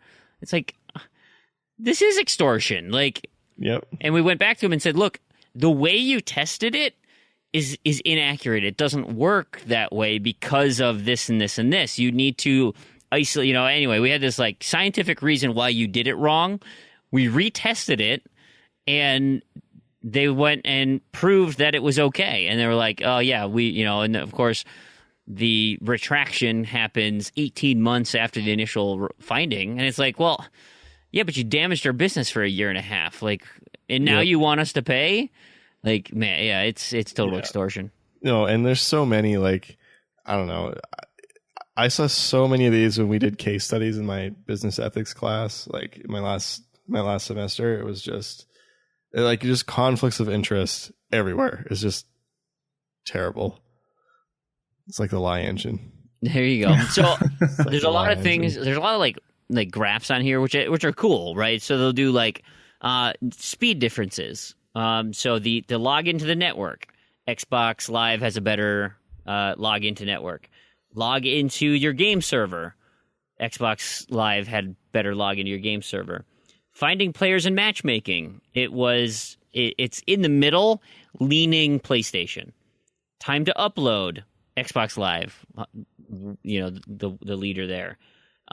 They talked about the overall. So the overall, logging into game servers, Xbox. Voice chat quality, Xbox. Joining parties, Xbox. And finding players and matchmaking, it's in the middle, leaning PlayStation. And it like barely. So I mean, it's cool. It's an interesting, study here. Uninterrupted play is leaning Xbox heavily. So again, reliable. It's good stuff. Good stuff. So you've got Microsoft feeling good. They've just announced, or are being combative against PlayStation for their announcement of the Neo. Feeling pretty good of themselves. Now they've got yet another feather in their cap with the being the more reliable than PlayStation 4's network. Things are looking good for Xbox. They're on the uptick for sure. Absolutely. But here's the thing, and of course we're going to be a little bit biased in reading these reports and all of this, but super biased. Yes, we are. But the truth of the matter is, the best thing Microsoft has had going for it from the start of the 360 has been live. So it's really not surprising. Even if these numbers are skewed slightly, they've always been ahead as far as that's gone. Sure. They have, from the launch of the 360, have made this a huge priority. So it makes a lot of sense. Well, do you remember, this was quite soon, I think must have been like 6 years ago or something now, when PSN was out for 3 months? The big the big outage. Yeah, and it was funny because that was at a time when most of my friends all still had Xboxes, and I had one friend I remember that had a PlayStation, and every day we'd be like, "Hey, can you play Crysis yet?" He's like, "No, it's still down." You're like, "Oh, guess you get what you pay for." I specifically remember at the time their campaign was, it only does, and then it would cycle through different things. It only does awesome. It only does cool. Right. It was everything. It only does everything. But there was a meme going on at the time where it says it only does offline. And I always loved that. That was funny. Of what? A PlayStation? Oh, PlayStation. Sorry. It only does outage for 3 months. Yeah. So it's not surprising. I mean, I remember this was, fairly probably mid 360 life cycle, but they didn't have cross-party talk for forever. I mean, that was a huge deal. I remember, but yeah. So it just makes sense that Microsoft has been building this infrastructure for so long. It makes sense that, even if it's not as independent as we would hope, it's probably true. It probably does lean on that side of it. No, I agree. And I mean, I haven't done anything on PSN for a long time, but I remember when a bunch of my friends switched to PlayStation, obviously, going to your friend's house or whatever, we would play PlayStation from time to time. And just playing on PSN, it just was not as good. There were less, you'd find fewer people. The connections were less good. And even in the brief time using it, I mean, maybe I had bad luck or something, but it seemed like it was inferior in quality. But again, we're talking around the outage years. So it's been a long time. And I mean, I played Overwatch and stuff now on PSN and Rocket League, and it was fine. Yeah. But I mean, it's fine right now. Could be not fine later. Now, that being said, Xbox Live has plenty of issues too. Oh yeah. It's not perfect. It's definitely not perfect. But when you're supporting that many people. Well, and they've had to work so hard at it, like Proulx is saying, create this ecosystem, because that is what is going to be pervasive across the Universal Windows platform, right? To be able to use Xbox and your PC, and so you having that infrastructure in place so that both sides are happy, If you don't have that in place and people are frustrated with their online activity, well, guess what? You're dead in the water. Regardless of what types of games you have. So again, I think it all stems to them having to play really aggressive and really focus on what they do well. I was just thinking, this is kind of just still on my mind. Could you imagine if Xbox Live was out for 3 months? Yeah. No achievements on Xbox One for 3 months. People would lose. I mean, people would lose their minds. That would be the end. People would start buying 360s again, I guess. Yeah. Well, but then you couldn't download your profile. Oh, I'd lose all my cloud saves. Oh, man. What would I do? I put all my saves on the cloud. Oh, don't they automatically sync to the cloud now? Well, no, but my 360. For your 360, yeah, I get you. I need to make a backup. Now you're nervous. I have a backup. I have many backup profiles, so that's okay. But there you go. Not saves. In some other, this is an interesting tweet that we got, or we didn't get. Mike Ybarra posted it out there, and I hadn't heard this before, so I was really interested in it. He said, "For those asking, we offer trials for all game developers with their games. It's up to the developer to choose to do it or not, both Windows and Xbox." I didn't realize that every developer could indeed put a trial in their game if they wanted to. And you know what? Back in the day, it was required, right? They mandated it for Xbox Live Arcade that you had to have a demo, and so because I think even retail games had to have a demo. I don't think they had to, but I think because that relied on the developer doing the marketing, whereas Xbox Live Arcade, I think part of that was Microsoft to help market it, but they would need something to market, and so they would require a demo so people could play it and, you know, give it a shot, like understand what they're getting into, so they didn't have to put as much resources into promoting it. But I'm surprised that, you know, because we've kind of the demo, the trial version has kind of died. Now, there's been a resurgence here with like the EA Vault, where you can get, you know, X many hours of game time to give things a try. Some games still have demos. Really, the demo has been replaced by the open beta. Is now effectively the demo, right? And so it's easy because you've got a built-in excuse if it doesn't work. It was a beta. I don't know what you're talking about. We're testing networking. It was a beta. That's why it's a piece of garbage.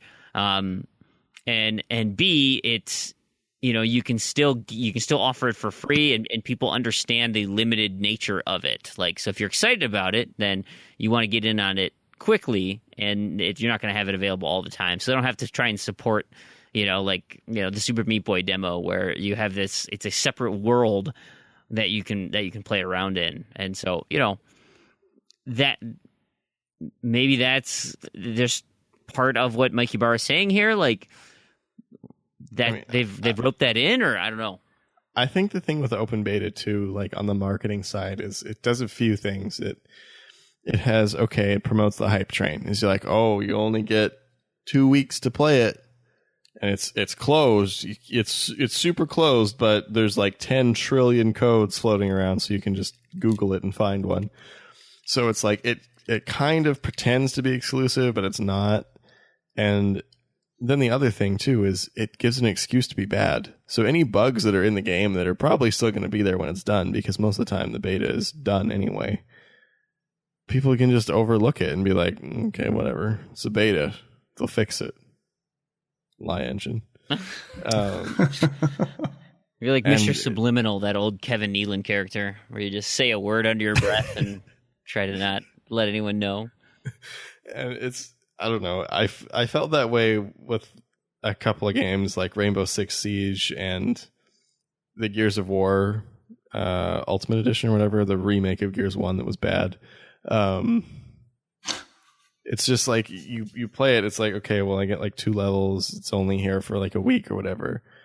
And I played these games and I was like, this is so lame. Like, these are both really lame, and it's not like a demo where it's like, okay, well, it's, I don't know. I don't know what I'm rambling on about, but something was not good about them, and I didn't like it, and I don't know. What about you, Proulx? You have any? Are you a big demo fan, or do you get in on betas and say, "Wow, to me, wait for me to demo the game"? I got really excited and super hyped. I literally bought a game for the Halo 3 beta. I did too. Yeah, that was awesome. The game was abysmal. The Halo 3 beta, though, was fantastic. It was good. It was good stuff. It was really good because it felt polished, but it wasn't like, okay, now it comes out next week. It's like, okay. I mean, it felt like an eternity until the beta came out. Yeah. Yeah, and so that was literally the last beta I ever played. And I'm not I mean, it's, you know, you hear this talk all the time. As achievement hunters, of course, I just feel like, why bother? There are so many other games we could be playing at the time. Why don't I just wait until the real game comes out and I'll play that? That's just how I feel. So I don't know. Generally speaking, no. I literally do think that the Halo 3 beta was the last time I played a beta. And I probably won't play one anytime upcoming soon. So demos and stuff like that. I just, whatever. I'll play something I can, work towards and get achievements in, and then once that game comes out, if I'm interested in it, then I'll just play that game. Sure. I mean, I guess the thing with betas is, I mean, I'm sure you know my stance on betas and how I don't like them. The Halo 3 beta was back when I felt like betas were real. It was an actual beta. And then the other thing is, it just gives me a reason to not spend $60 on a game. Like, I would have gone out and bought Gears of War first day for sure, and I've been hugely disappointed and be like, why did I spend $60 on that? And same thing with Rainbow Six. Is I pre-ordered a version of Rainbow Six that was only coming out in the UK, and I was going to have it shipped to me. I canceled that pre-order after I got my beta key because it was terrible, and I found out there was no single player. So then I would have been the same thing. I would have got the game and be like, man, I just spent $100 on this stupid game and it's terrible. So betas have saved me a lot of money, and I do appreciate that, but I still don't like them. They're just looking out for you. I don't like them. No, They're not. Well, Proulx, you're talking about train doesn't work on me. No achievements in betas. Well, there also were no achievements for the Oculus Rift, but that has now changed. Not that it's going to matter to Xbox players per se, but Oculus Rift is now adding achievements to their games. So Minecraft, of course. Hitman Go is going to have achievements. Now, are these Xbox achievements? They're not. I don't. But the thing is I don't know about the Well, no, because Minecraft on PlayStation is trophies, and Minecraft on Gear VR is achievements, though. Yeah, that's what I was actually curious about too. I was wondering if that would be Microsoft achievements. I don't know. It's tough. There's a lot of moving parts in that. I feel like we probably won't know until it comes out. I mean, I'm thinking that's just going to be the exception, just like Wordament on Google. That's kind of what I'm thinking as well. Because there are Google achievements, but it's like, okay, well, this is a Microsoft game. We put our achievements in it as not as a part of that ecosystem, just as a standalone thing. So I'm guessing Oculus is going to be like Android or Steam or whatever, where it's optional. It's not required that's what I'm thinking that your too. game have achievements, but if you want it, it's a continuous system that goes above all the games, just like a normal achievement system. But I am certainly curious if they're going to have Xbox achievements on VR, like Minecraft VR. Well, it already does. Gear VR has them. Well, Gear VR, but I'm saying Oculus VR version. Oh, I thought they were mostly the same. Once they inevitably announce the partnership between Oculus and Microsoft, they'll all be the same. But there you go. We're about a year away from that, so I don't know any insider information or anything. I'm just saying I think it'll be E3. Yeah, that just seems like the way that everything's going. But or a separate spring event where they separately announce outside of E3. But this brings VR all implodes. Or it's which is possible, certainly. Yeah. But this brings up something interesting too, is the fact that I don't think we talk too much about this very often, but there are these other achievement ecosystems, and like I do play some games on my Android quite frequently, and I literally could not care less about Android achievements. And it's just funny because like you see these other systems, and who knows, I could just be so steeped in the Microsoft environment that's why I don't care. But I also feel like it's same thing with Steam achievements. They're just never as consistent or fleshed out. I've actually thought about this a lot too, and I totally agree. It's the complete lack of devoting anything to that system. Is like, even in Steam, like it's difficult to even view the achievements. Like I most of the time cannot find a proper list of like what I have locked and unlocked and descriptions, and it's like Android, the same thing. Like there's no consistency. So Steam is like, okay, this game has 1,000 achievements. Well, that's stupid. Yeah, right. Like, what's the value? And half of them are impossible, and there's no cheating enforcement whatsoever. Like you can just unlock everything. And trophies are kind of the same way. Trophies kind of have a value. trophies are like the next best, I would say. I feel like I could get into trophies if achievements went away. But there was one system on Android that is no longer around, I don't think, that I feel that I did actually get into briefly. It was on Android and iOS. And I think it was called Open Faint. It was like a little leaf. But they assigned point values to them, like achievements on Xbox. It wasn't consistent. So not like every game could have different points. Some had 10, some had 1,000. But it was enough that interested me. And it's like, okay, so developers could choose to put this on their game. It was then in their system. They had the persistent score across all games that was visible. I mean, it was enough that I was semi-interested in some of these games because they had these achievements, but something happened along the way and it died. So that predated, I think, any of the other achievement systems on mobile platforms. I've never heard of that. It was before Apple achievements. It was before Android achievements. Fascinating. Those are the big ones, yeah. But I think... and because of that, because I always think of that as like, okay, what was it about that one that, I mean, obviously Xbox is like the purest consistency, kind of. It's getting a little less consistent, but generally it was quite consistent. I mean, and it still is. It's, you've got your 1,000 points, you've got your, every game's 1,000 points, every other game's 200 points, whatever. You have your score, your pretty standard score. If you look at it at a glance, you have an idea of how much that person plays. Yeah. And then I look at all the other ones that I don't like, and there's no visible score. So like you can't really easily compare to people.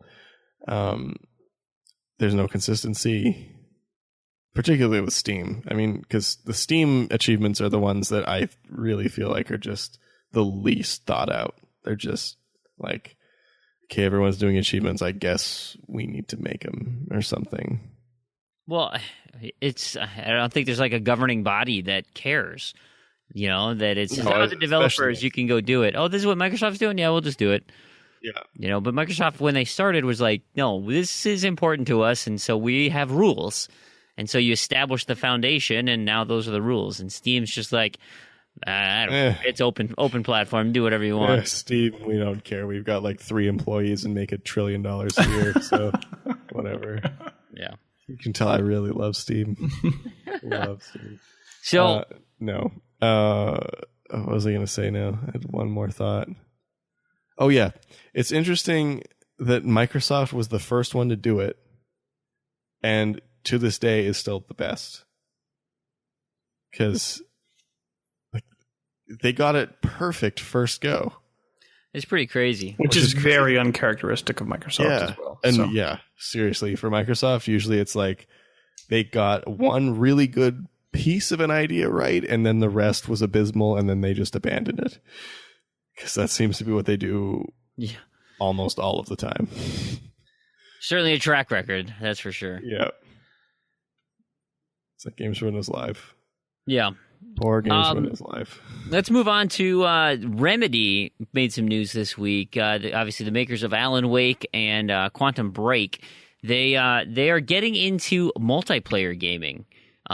We had announced before that they were working on the story mode for Crossfire 2 with Smilegate. That was going to be what they're adding to that title. And now they've decided, our long-term plans for this Northlight engine that they're working on is we're going multiplayer with it. We're going to use this engine to to kind of offer to other developers. They call it the Remedy story technology, storytelling technology, and that's always a focus for them. Of course, I mean that's what they really like, but they want to. They have multiple titles that they've been working on, and they're opening. They got a new position open for a lead network programmer who's going to be kind of focused on the multiplayer technologies here. It's they did a little bit with the Max Payne, right? But didn't they outsource that multiplayer stuff? Or that was is that after they sold it to Rockstar, and then Rockstar outsourced the multiplayer stuff? Anyway. So yeah, Remedy is getting into the multiplayer gaming arena. They've got an engine that they like. I don't know if it's the same engine they did. I think it is Quantum Break-In. It's got to be, right? So I would hope so. I mean, it seems like they put a lot of effort into Quantum Break. Yeah, for sure. So keep an eye out for what Remedy has. I mean, we talked about a few months ago about just how many games they're kind of working on, and none of them are Alan Wake. So. We'll see. Maybe one day. Achievement-related news this week. If those of you, do you recall Red Bull Crashed Ice? It was a Kinect game. Yes, it has a leaderboard achievement. It does have a leaderboard achievement. I think I've regaled the audience with my story of staying up till 2 a.m. for a leaderboard reset and my wife yelling at me. Well, it's been 2.5 years since that happened, but Jorax pressured them to do another leaderboard reset. So this happened on September 14th. So it's a little bit ago, but I'm seeing in the solution threads of people posting that the times are still beatable. So if you don't have this leaderboard achievement, you can go take a peek. I know people are starting to put up much better times on this one, but if this is still lingering in your backlog and you wanted to finish it off, it can be done. You can still, the times aren't astronomically fast. So a couple of things with that too. The times are always beatable. They're just really, really, really hard. I mean, I guess not technically always, but they can. It just takes a lot of work. And there are 10 boards. So there's the 5 individual tracks, and then there's, I think, the tournaments or something. So it works out to, I think it's 10 boards. So there are quite enough. Unless somebody goes through that's really, really good and just puts up crazy times, it should be pretty doable for a while, because especially since the game's kind of old now and a lot of the people that really want the achievement already got it. So there's probably a lot less heat on the leaderboards, although this will draw a lot of attention to it again. But yeah, absolutely. Definitely worth it. It's a fun game. It's a really fun game. Great Kinect tracking. Arms get real tired. Yeah, it's a good workout for sure. You're like doing a running in place to get your guy to skate these little ice courses. It's fine. It's fun. Did you ever do the Boy Scout one? Did you do this, Crandy? I haven't completed it. Okay. I've made a good chunk of progress on it, but it's Boy Scouts crazy. It's tough. That's the one. Not like 17 point something crazy, but I mean, it's pretty. If you're good at Kinect games, you can probably do it in a day or two. It's just frustrating. That's really the biggest thing, is just getting through it being really frustrating. Yeah.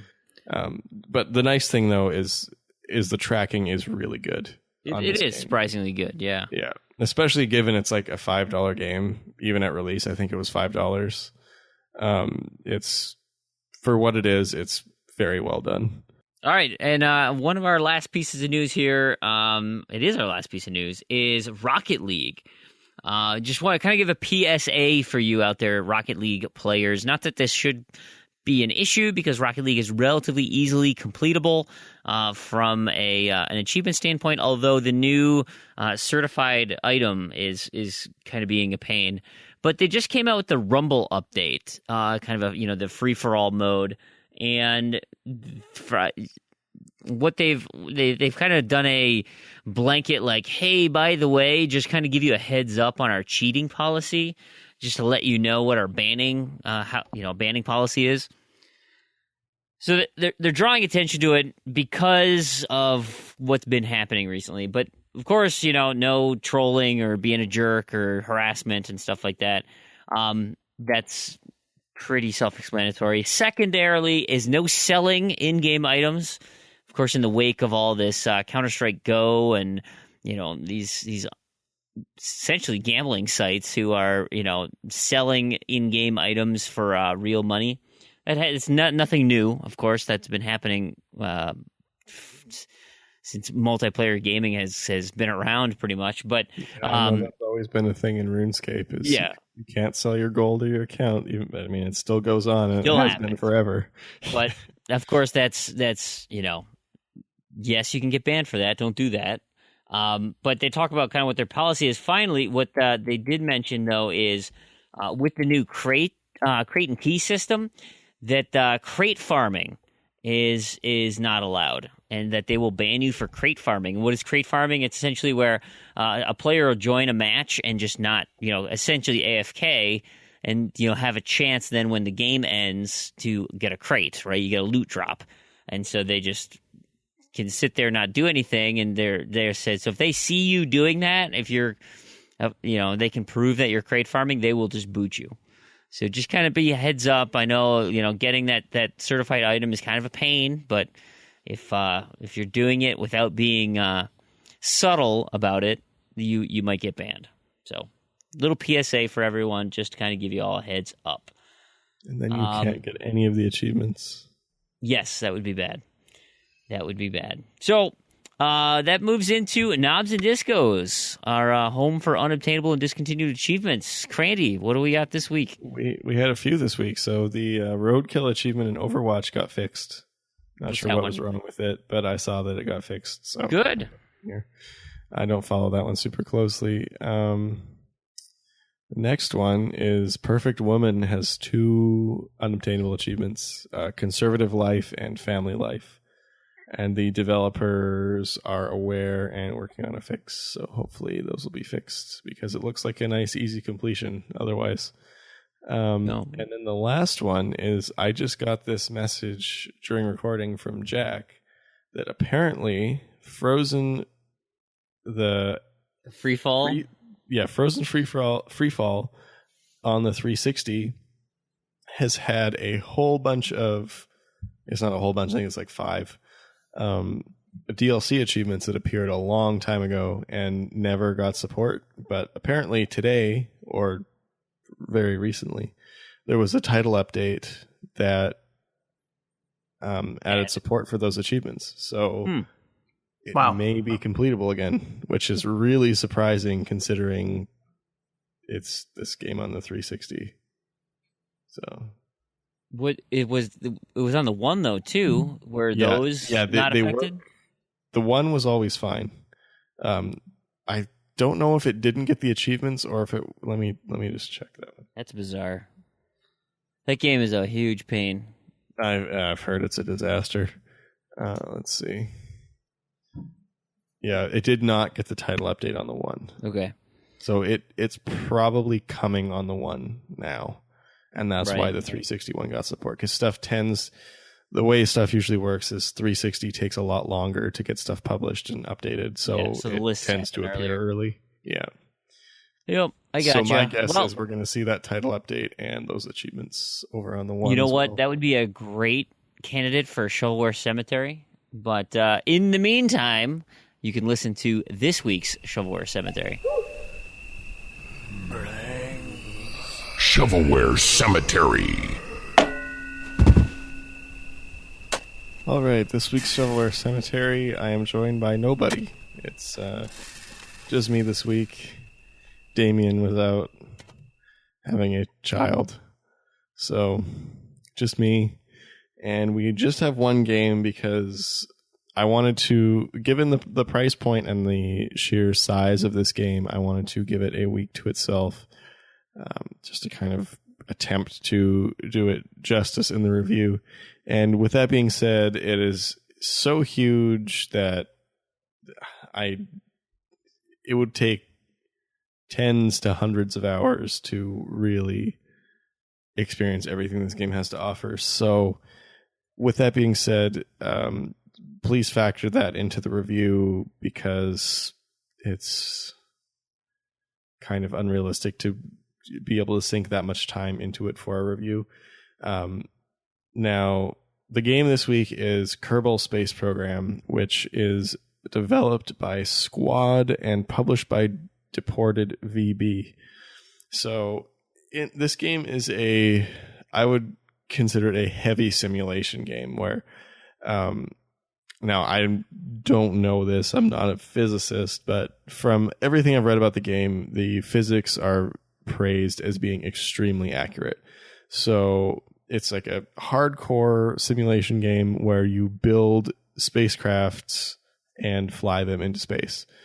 And now you can do this in a kind of a easy career mode, a full-on career mode that factors in things like money, and there's just a free sandbox mode. So when I was playing, I played through a bunch of the tutorials to figure out all the mechanics of the game, and from there I just went straight into building spacecraft for fun, which I have to say was a ton of fun. I built some absolute monstrosities and just abominations of ships. I think I had this one that was just a giant. I wish I took a screenshot or something, because it was just this giant circle of fuel tanks and jets, and it accelerated very slowly and then ran out of fuel and exploded. So it's a ton of fun, especially going into sandbox mode, just to build spacecrafts. But there are a number of issues with it as well. So first of all, the price point, $40. $40 is really up there. Now the game has a lot of playtime value, but in terms of content, I mean, again, I was not able to explore the entire system of planets or anything, but a lot of it is really just building and testing the spacecrafts, which is fun, but you have to be pretty into something like that to be able to justify that huge cost. Next is, it's very clearly just a super port of the PC version, so much to the point that to navigate menus, you actually have a mouse pointer on screen. So that's how you navigate the entire game, is with a pointer, and it really does not work well for a lot of the game. It also goes as far as to have issues with the pointer just disappearing. When I was doing the first tutorial, it took me a good chunk of time just to figure out how to get to the next message that was telling me what to do, because I had to figure out, you have to click the left stick in order to make the pointer reappear since it disappeared, and then click on the box. So playing with the pointer with a controller is really not good. I think it's kind of lazy, especially at that price point. It feels like they're just like, yeah, let's throw it on Xbox, sure. And I don't know, maybe that's not the case, but that's how it came off to me. Is it just not being able to navigate menus like a normal game just was not great. And then the last thing is, well, two more things. One, there's an unobtainable achievement. The developers are aware of it, but have not said anything in terms of fixing it. So I don't know if it's going to happen or not. The next thing is, apparently there is a glitch that you run into that the game stops saving, and there's apparently nothing you can do to reverse that glitch. So when you're talking about a game where you go on hours-long space voyages, and now you're 20 hours into the game and can't save anymore, that makes it pretty tough to be able to continue playing, which is unfortunate. So it seems like the concept is really, really solid, and the shipbuilding is really fun. There's lots of parts. You can do all kinds of crazy creations, and it's fun to even just to crash them. Like when I was building these ships, I was just laughing out loud on my couch, just by myself, just laughing, because it was fun. I made these ridiculous ships, and I tried making a few before I learned all the mechanics too, and they were just monstrosities because they didn't know how to align things properly. So I took it out to try and fly, and it just got 20 feet off the ground and then just flipped up, turned around, straight into the ground. So, and just doing that is a lot of fun. But that being said, I would not pay $40 for it given the problem. So it's one of those things where the concept is really good, but I think it still needs some polish and needs some work, but definitely has some good potential. I think given the price point and the issues, it's definitely better than a berry, but I'm gonna have to put it in the purgatory category because I just can't. It's not quite at the point where I can throw it in Sanctuary and feel good about it yet. So hopefully, it gets some more support and some more updates and polish. And if it does, we'd definitely be glad to revisit it as always. So that will conclude this week's Shovelware Cemetery. And hopefully next week, I think I will have a guest again.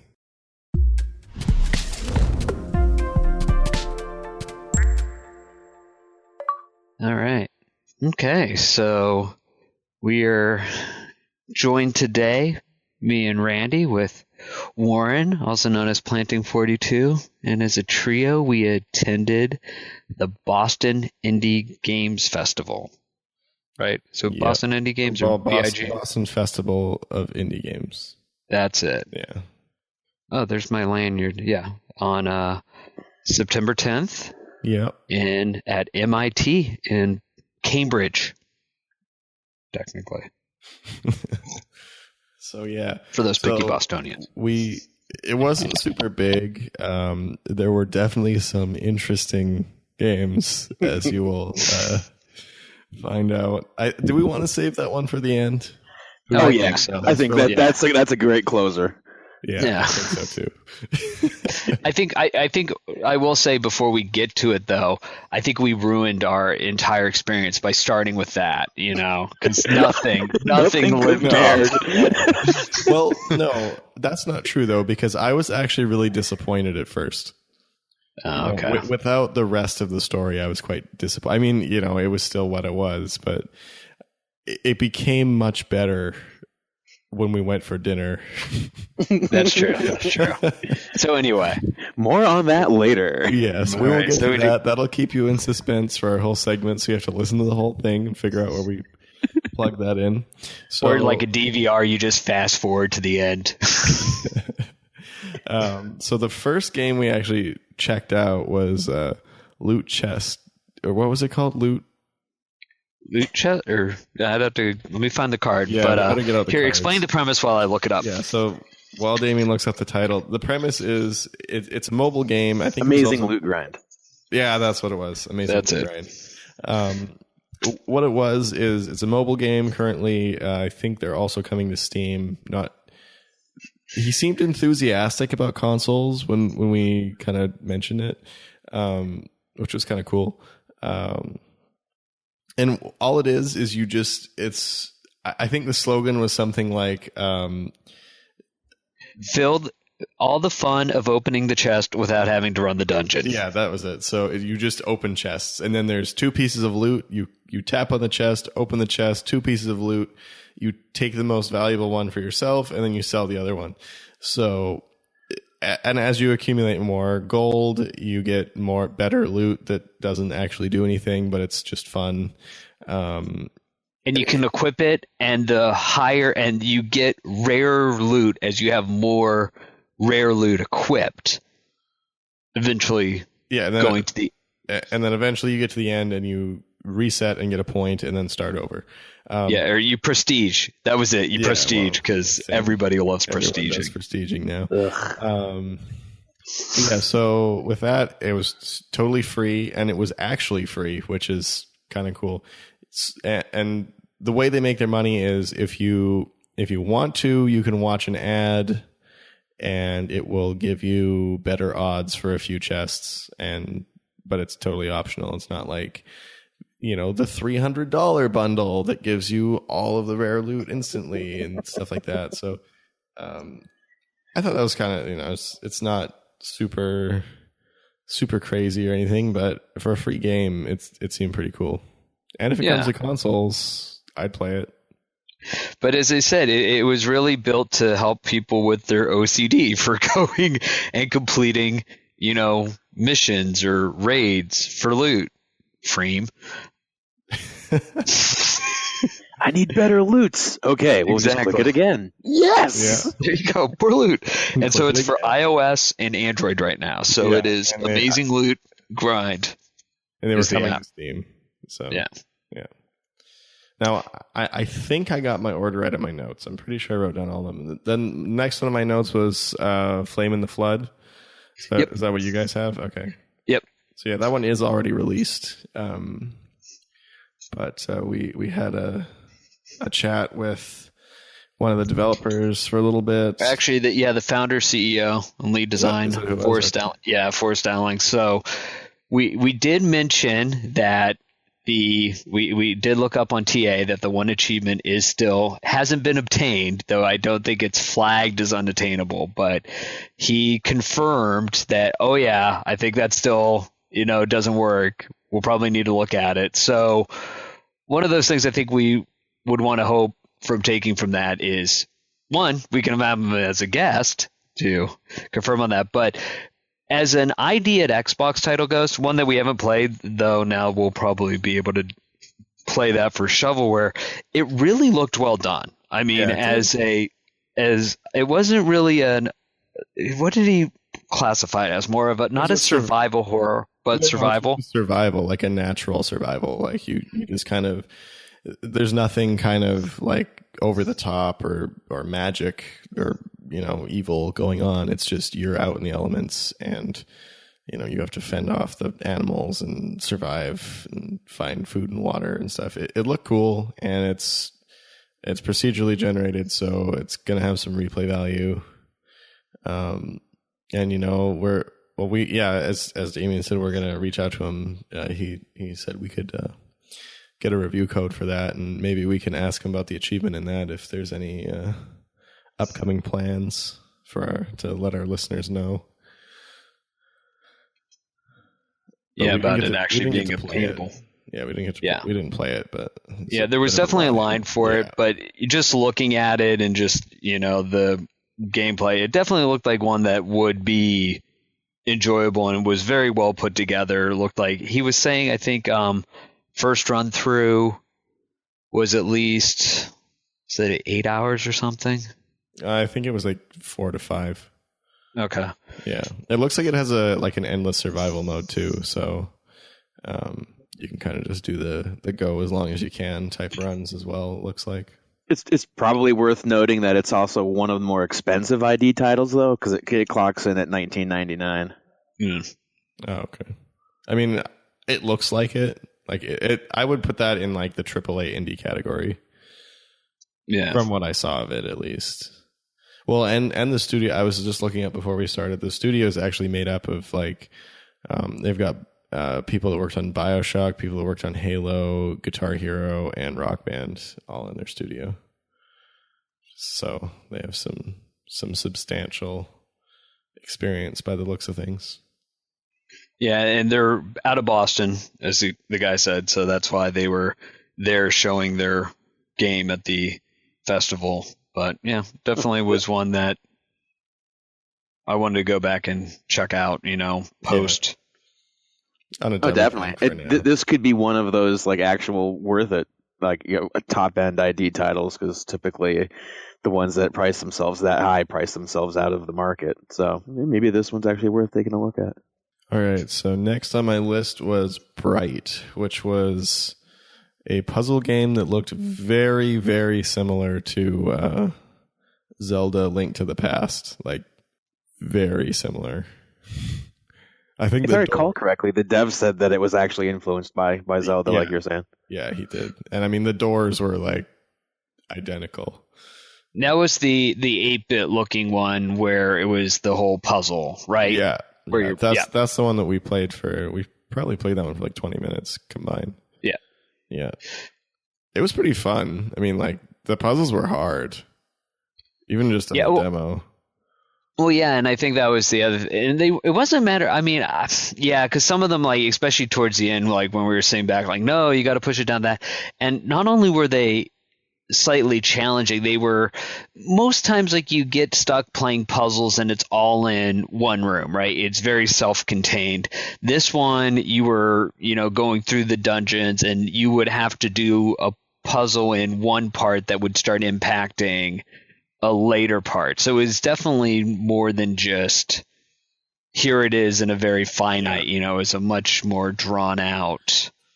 One feature I did like too that he put in the game was undo and reset room, which is nice because if you saw that you made one mistake right there, then you're like, oh, okay, I'm locked. If I could undo that, I could fix it. Where normally in those type of games, you have to leave the room, come back, and start over from the beginning. This one actually had an undo button, which was quite nice. So if you pushed a block the wrong way or got stuck in a corner, you could just undo it instead of having to redo the whole puzzle, which was kind of nice. Yep.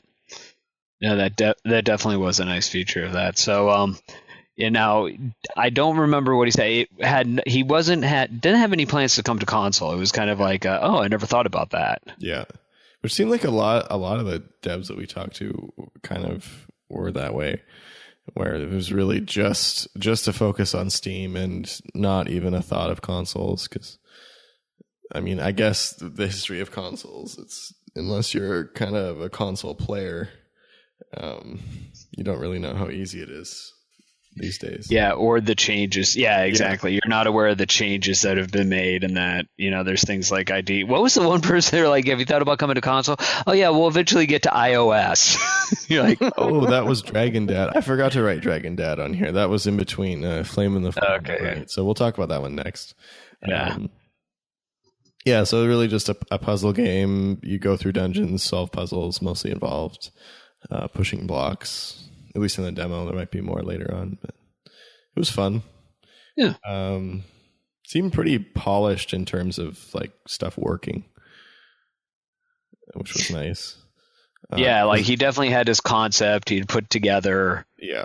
And that's one of the things I will say, just kind of overall, I was expecting more early, not to say that there weren't, people that were definitely very early in their release, but I mean, there's a lot of people too at this that had some very, well developed, you know what I mean? It was a good mix of kind of everything. Yeah, there were a lot of really early games though, for sure. But yeah, there were a lot of really polished ones too, which was nice.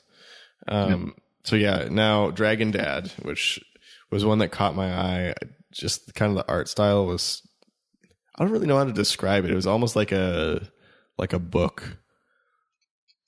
Yeah, kind of like something like a children's anime. It was which kind of like the title Dragon Dad, it was a disapproving father having his son do chores. Yeah, various chores.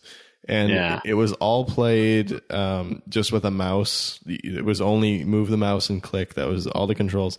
It really, really reminded me of WarioWare in a good way.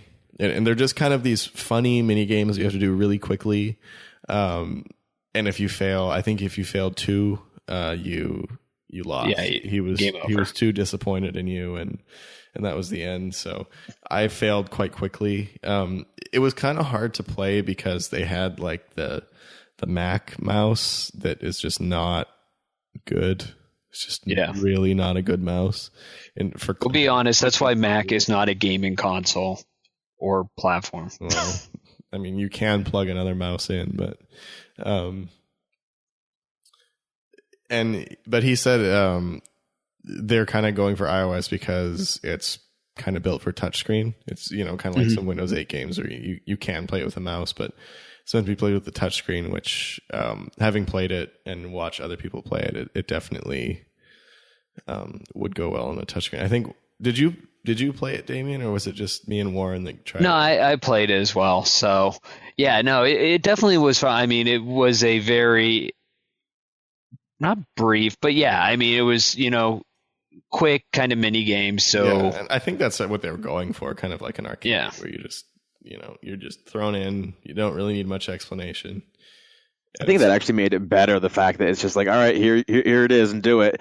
So it's more like a measurement against your friends of, all right, which one of us can figure out what is required of us and pull it off in this very quick time span.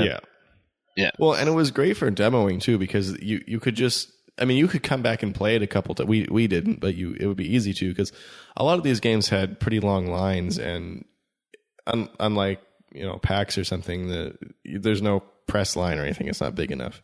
So you end up waiting in line to try a lot of these games. So a number of them we didn't really get to try.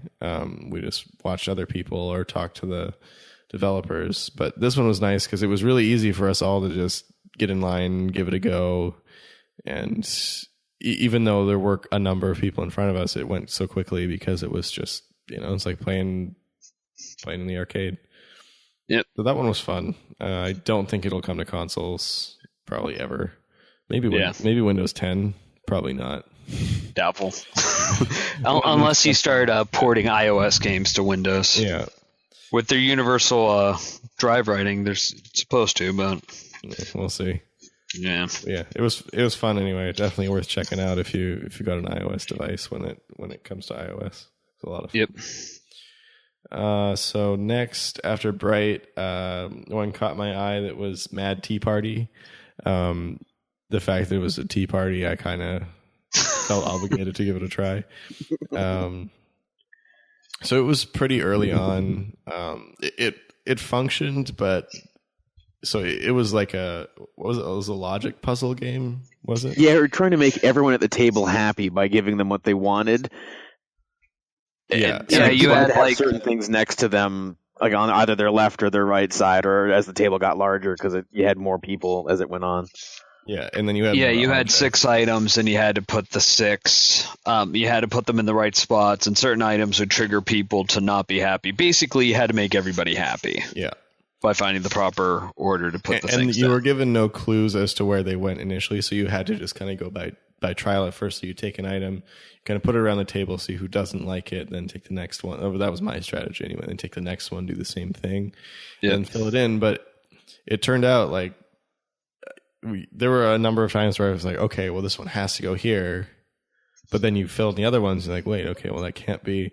So the puzzles were good. I really enjoyed it, but the problem was they weren't random yet.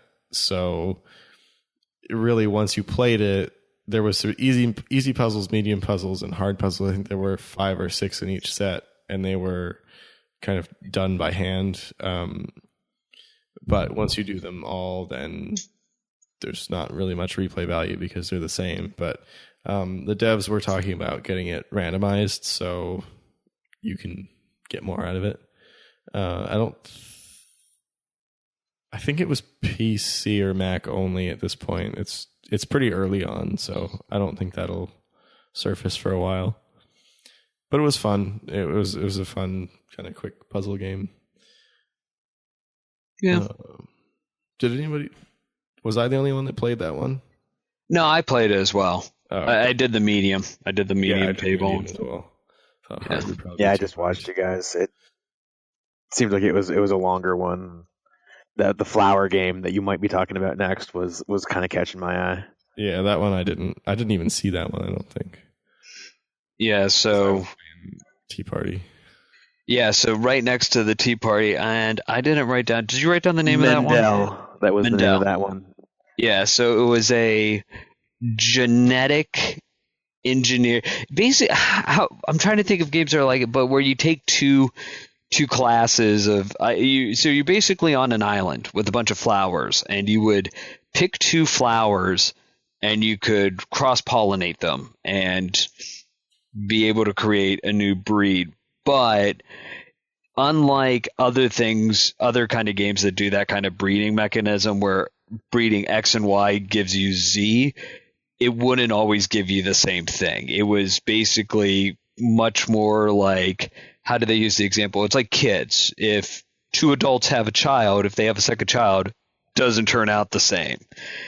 Yeah, I think he said that the closer the closer that the 2 plants were genetically meant that there'd be a much narrower band of mutations available, and the more diverse plants you brought together would yield a much larger pool that it would pull from. Yep. So that basically there's like infinite, I mean, not infinite, but there's a very, very large number of combinations that can be made from just a small number of plants based off of this like genetic pool that each had available. Yeah, exactly. So the more you played it, I mean, like in theory, you would never be able to complete all of the mutations, because I think he would have said, like, if he could calculate it out, it would have been in the millions, which if you really fathom that, it's like there's no way you're going to get through. And yeah, hopefully that's not make every mutation.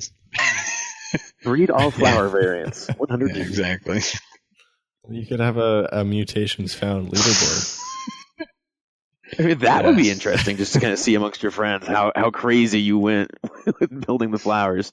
So he didn't have any. I'm talking a leaderboard achievement though. Oh, see, I was hoping, because the loot chest guy was seemed open to looking at consoles. I was thinking maybe I could swing a leaderboard achievement out of him. Only you get the most loot or something. Yes. Gold leaderboard. Like you could have like the Gra, like you could have the most prestiges, the rarest loot, and most gold or something. You got to be number one on all of them. It's all about being number one for you on the which leaderboard, unlocks a right? special third achievement, Master of All. Well, you could be top All 5. Right. Top 5's okay. That's acceptable. Yeah, just not number one. Any more than that, it's starting to get too easy. Any more than that, it's starting to get too easy. So it's got to be that balance of easy versus completely irrational. Yes. So if Quake had just stopped at top 10. See, if it's top 5, it's hard. It's 5 times as hard to block. But if it's any more than that, then it's just too easy. Blockers. Got a block proof leaderboard achievement. All right. So after have it reset. So after Mendel, we had Brought to Light. And this one was I couldn't quite tell what kind of game it was, honestly. But it was a senior project, and it looked better than most stuff on ID. It looks that was the polished. ones for the kids from Cornell, right? The graphics were awesome. Yep. Yeah. And they had little keychains, so we got keychains. And they had a physical game manual. Always a highlight. Which was cool. And it wasn't like 2 pages like they are now. It was like a real deal. Oh, yeah. And I think, manual. I took the screenshot, and I'll post it into the links, but I think you can go online and it's free to download. Yeah, I think so too. Yeah, you could buy it there at the time. Yet, but they had physical copies for I think $1 on disc or $3 on USB or something. Yeah, it was very affordable. Yeah. And more, I think that was just to kind of cover the cost of having it there than anything. So yeah, that was cool, and it looked super good. So maybe that one might see console. Maybe, I don't know. I have no idea. I'm just speculating. It looked like a game that would work on console, and it was pretty polished. So we'll see. After that, we checked out Scrap Station Sigma, which caught our eye because it had a huge touchscreen thing. And Damien, you knew what it was, right? That they were using. Oh yeah, it looked like one of the. It's not It's not called a virtual whiteboard, but it's almost used in medical. So it's like a big.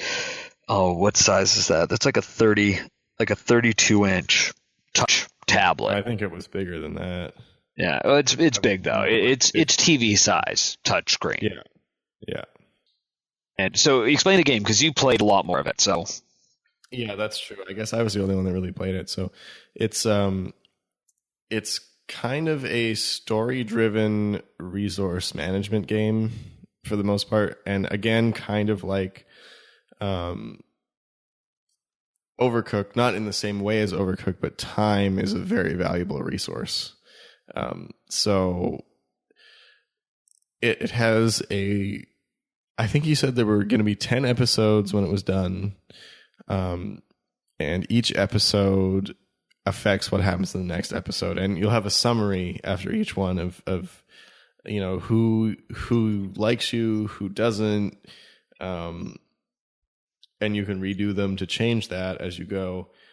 And he was saying sometimes there are situations where you can't have everyone like you, so they end up, going to war with you or raiding your station. So what it is you kind of wake up as a you're not a high level person, what right? Your title was, but you're like a miner or something in space, and you're woken up. No, but you're kind of one of the last people left on the ship that's been kind of autopiloting itself, but now it's starting to get raided on a regular basis by the people in space. And you're woken up as kind of a last resort to save the ship. So you can't fight yourself, but you can recruit other people to fight for you. And you can craft with the resources you have. You get various resources through, I think as you get later in the game, you can do some kind of mining or gathering, but you can also get it from fighting off other ships that come to attack you. I don't know if you can actually go attack ships yourself. I didn't get that far. And I played the first episode that probably took about 20 minutes. And it's really, really just kind of an intro / tutorial to the game. And yeah, so there's crafting, there's managing your crew, there's battling, and the battling is done.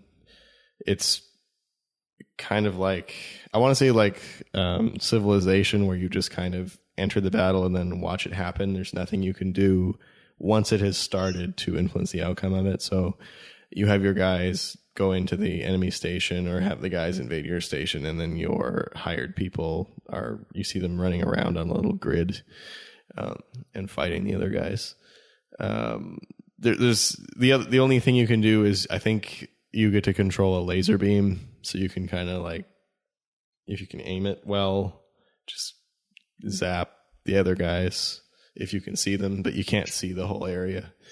But it's mostly just like point and click type, not like a traditional point and click adventure game, but point and click resource management, where each turn consumes time, and then there are set events that happen at certain times throughout the episodes. So you have to do, every action takes time, and you have to pick what you're going to spend your time on to get through the game. So it was pretty cool. I would definitely play it.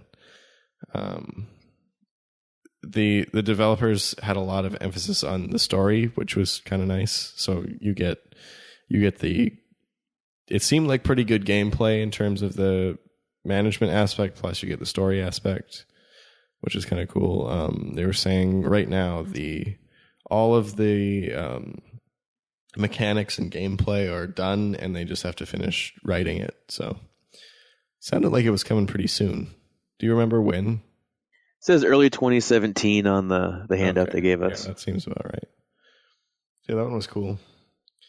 But the next one was my favorite. Actually, right before, because I think the one you're going to say, I was going to say Perception, because that was actually right next to... I was playing Scrap Station while you guys were checking out Perception. So yeah, so Perception, which was right next door, is a basically, I was going to say, I just remember that bad ID title I didn't like, what was it, Beyond Eyes. So you play as a blind person that uses echoreception to map. So you basically are going into this house, and you're blind, so you don't know where anything is. So you use echoreception, which is kind of like what bats use. They'll push out sound, which will come back, and they'll be able to kind of get an idea of what's around you. However, there is something in the house with you that you're trying to avoid. So you need to make sound so you can see what you're doing or where you're going, but you can't make too much sound or you're going to attract whatever this is, which you'll then have to go hide. And, so it's this kind of, mystery stealth. And we didn't get a chance because there's quite a line for playing it, but It's coming to Steam early 2017. He also has already development kits for Xbox One and PlayStation 4. So, and he was very proud of his over 100,000 gamer score. So, in that upper echelon of percentiles of people. So, definitely saw that commitment of like already a fairly. It was green lighted on Steam, but hasn't released yet. So it's on that.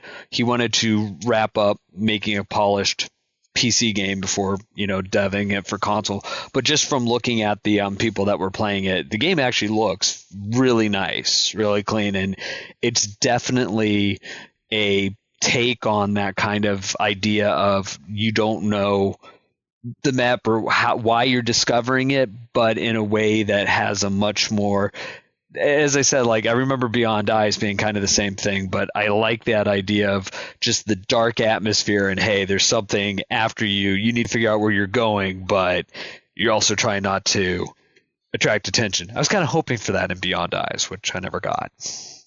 Most important distinction to make I can think of, you actually move at a much better pace. Oh yeah, it's not slow as molasses. Oh, that was bothersome.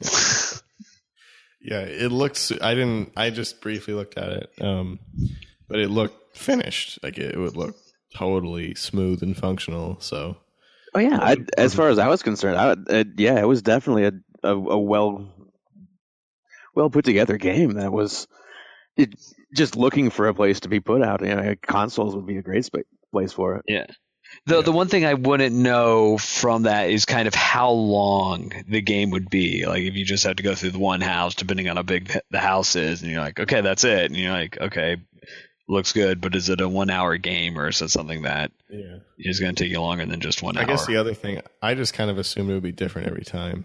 Either there's like a story mode and you kind of progress and learn what the thing is, or it's the house is different every time and you just replay it every time, and I don't know. Yeah. Look cool though.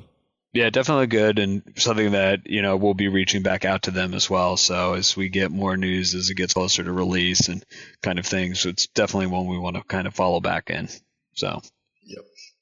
So the next one was my favorite at the show, and that was Stage Fright, which is a music game with a twist that I was kind of skeptical of at first, and I started playing it and was like super fun. It's a key. You play it with a keyboard. You can play it with a MIDI keyboard or with just the keyboard on your computer. There was no plans for console on this one, so it was going to be PC only at this point. But so you have 3 keys on either side, representing piano keys, and you play along with the song. But as you keep going and as you progress further and further through the song, things start to happen. Like the colors start to change in the audience. The people shift around. Faces flash on your screen. The keys turn upside down. The music distorts and the timing changes, and all this stuff happens, and you have to keep playing without failing to make it through. And at first I was kind of thinking like, well, it's, and he was saying it's different every time where the distractions happen. And I was thinking at first, well, that's kind of, it's, I don't know if I can get behind that because, I want that standardized scoring in competition like Rock Band. But then I kind of stepped back and looked at it like, well, it's not really supposed to be like that. It's a different kind of music game that's kind of more for you. So I think I got through the medium one, and then I failed the hard. There were only 3 levels there. And the hitboxes are like dead on. Like it's the core of the game is perfect. So I think it looked pretty early, and given that there were only 3 levels, I would assume that it's still pretty early, but definitely a super cool concept and one that I would definitely even check out on Steam. So I don't know, what did you think of it, Warren? I know you played a good. Unfortunately, I was nowhere near as good as you with it, but yeah, You basically had 3 keys on either side. I thought originally that you were going to have to like play like the black notes on the keyboard, which I'm like, oh no, it's gonna be rough. Yeah. But no, okay, it was just okay, stuff's coming down just like a Guitar Hero path, but on both sides. So you're not playing the same thing on both sides. You got to watch 2 different paths. Which when stuff got faster, which I failed on the second level. I couldn't do medium. when it went upside down and it lost me. Yeah, it got tough at the end though. But I think I was close a couple of times. It was surprisingly manageable to follow the 2 sides though. Like I think the way that he had angled them, so they weren't quite on one highway, but they were close enough together that they were still easy to follow. Was nice. Yeah, it was definitely not off-putting. It was. You could kind of just stare in the middle and play both sides without too much effort. Though, yeah. I mean, I think if you played that on a larger TV, you'd definitely have a harder time doing it. It was great on a smaller computer. Yeah. No, it was fun, though. I quite enjoyed that one. Didn't he mention he had some ties to the music industry that was like helped him a little bit? He told me he had a few friends that I don't know if they still work at Harmonix, but at least at some point worked at Harmonix. So I assume he probably got some tips from them on the development, which if so, paid off. If not, still made a really solid game in terms of the core and the really important part, I think, of those notes and the hitbox and the timing and everything was dead on. Which was really nice. He was also saying that, I don't know if he still was, but was into achievement hunting for a time as well. I didn't ask his gamer score though. I should have. But it's kind of nice to hear, some devs that were into that. So you get the appreciation that we put towards it. Yeah. Well, and good for achievement lists. So we get some creative ones instead of Killer Instinct. Do this 10 times. Do this 100 times. Yeah. With every character. So the next one I saw after that caught my eye was the retro Game Boy collection. Oh, I forgot to note that one. Yeah, so some of the stuff, like, I just have a soft spot in as you probably could tell through my personal collection here, for just like old retro, it's just straight up, stuff for the Game Boy. So I saw the old brick Game Boy plus a Game Boy Advanced SP.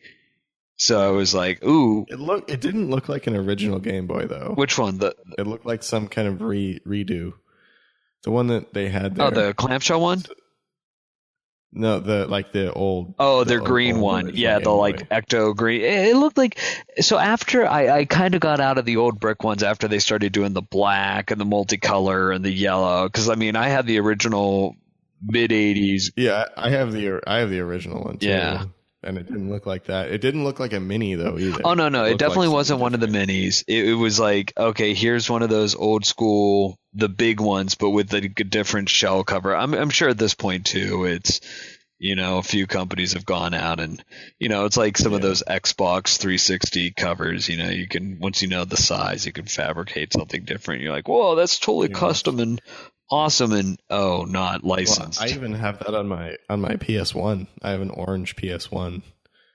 I mean, it was never released. There was never an orange PS1 released to my knowledge. Yeah, you just custom case. A case. Yeah. A custom case, and it was real easy just to swap it out. Yeah, so basically he was kind of making this mod game. So, part of me, it's like, yeah, because I have like, some of those 101 cartridges. And so you have these, oh, hey, here's somebody that's gone out and made their own games to do it. And, it's always cool that, oh, yeah, and it's, they put it, he has on a Game Boy, cartridge itself. So it's almost like, hey, here's like a non-official cartridge release. But then, that gets into those gray areas too when people are now homebrewing their own games. So you could download the games from the ROM site, which is kind of cool, that people still will do something for it. And one of them was like Dance Dance Revolution game where you had to have your sound going. And then the other one was it was kind of like not the Pit, but I'm trying to remember, but it was like a turn-based strategy game, but it utilized the Game Boy printer. It was an adventure game, I think he said. Yeah. Where you would say something, like you would pick your response, and then the printer would print out what was being said back to you. Which is, I mean, I felt like that one was kind of gimmicky. Yeah, I mean, I think so. And I think, but with so few things that were actually built to utilize the Game Boy printer, at some point, it uses it. Yeah, and I think using the Game Boy printer is cool and all, but that's a lot of paper. Yeah. Like, because it's printing everything, like, and it was just going. Like, whoever was playing it was just, paper was just going. And now I assume there's somebody modern that manufactures the paper now. Because I think it's just a heat printer, yeah, it's right? Is it thermal? You know what? I have one over here. I'll go take a look. So, speaking of which, where's that N64 game? What? I don't remember mine having any kind of like ink cartridge or anything in it. Yeah, just for the sake, since we're doing it, let's go see what we got here. Where is this printer? It's in this box. I don't know, though. From the age that this came out, I bet you it's got to be dot matrix. I would be very surprised. No, I don't think I don't know. I'm flipping open the case right now. Let's see. Caution, do not rip paper that way. Yeah, it looks like it's a ribbon. Yep. No, it says on Wikipedia, is a thermal printer accessory released by Nintendo in 1998. Wow. Yeah. One of those cheap thermal. Now I gotta wonder if this one still even works. I'm pretty sure it was. It worked at one point. But I think they last forever. Well, I'm also smart enough not to store batteries in it, so at least I don't usually suffer from chip rot. All right. So after that, I guess one of the last would have been the Ultima, or it wasn't Ultima. It was, what was it, Underground? Yeah, well, they couldn't officially call it Ultima. It was something Underworld. Underworld Ascension. Yes, and then the name has since been changed. But it was actually they were part of the original dev team for the Ultima Underworld back in the early 90s, which is what caught our eye. I remember we were walking past the booth and there was like, wow, that's a really retro VGA, thing. And then there's the thing that says Ultima Underworld 1992. And you're like, wonder why this is here.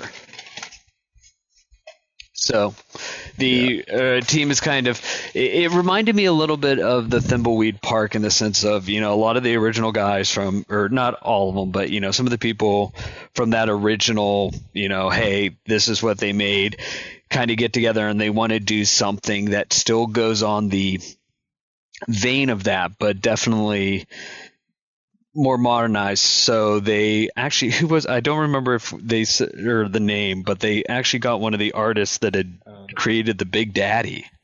Oh, right. From BioShock, and really were consulting with him. So rather than going the vein of we want to do retro graphics, they wanted to say, okay, we're an indie budget. What do we do to make something unique for what we're doing, but doing it within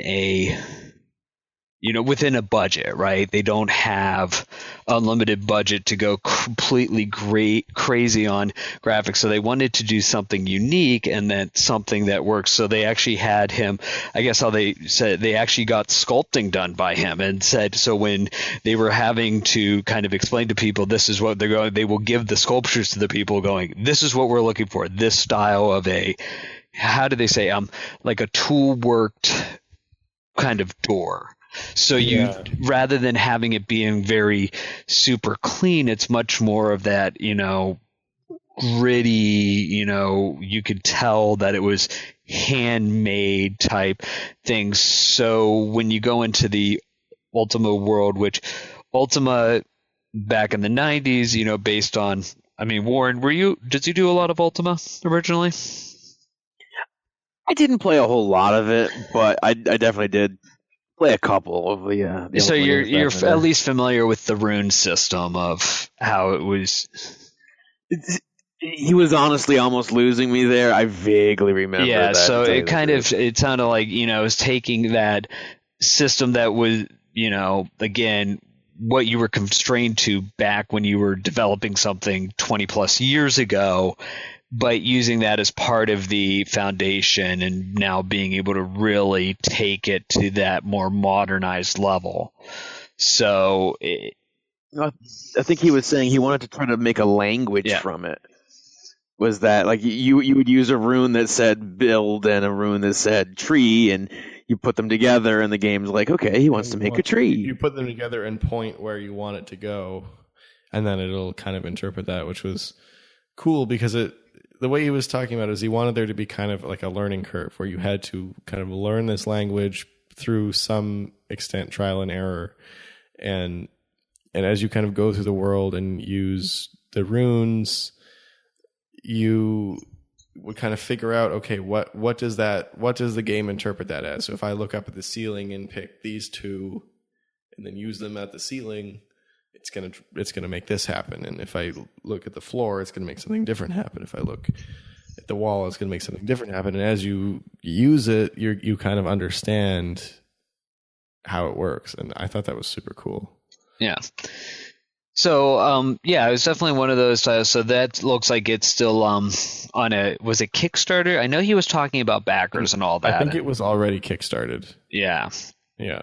So in kind of those more early stages, but definitely something if you were a fan of the original Ultima series back in the 90s, definitely something to keep an eye on. It looks like it had gone, as we said, they had one of the, we didn't mention this. So it was funny that and this fell under that, some of the developers had banners. So PAX had been recent in Boston, and then some of them would have gone across the continent to GDC. So this was PAX West too, right? Yeah, they had PAX. Well, yeah. So some of them might have been in PAX West, or actually no, because I think that was last weekend. That would have definitely. Yeah, I think it was the weekend before this. Yeah. So you would have, but like in their example, they had one of those show banners that they definitely would not have made for this event because, we didn't mention this was actually being held in the upstairs track gymnasium at MIT. So you come in and you definitely smell sweaty college gym.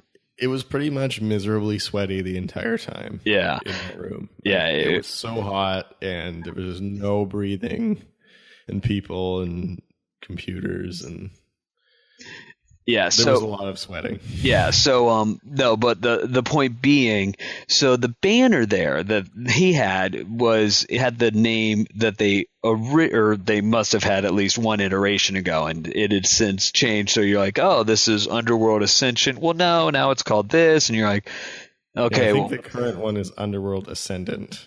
Yeah, and it was interesting listening to him talk about kind of the rights they had. So they had the rights to basically all of the what was the original game called? Ultima Underworld.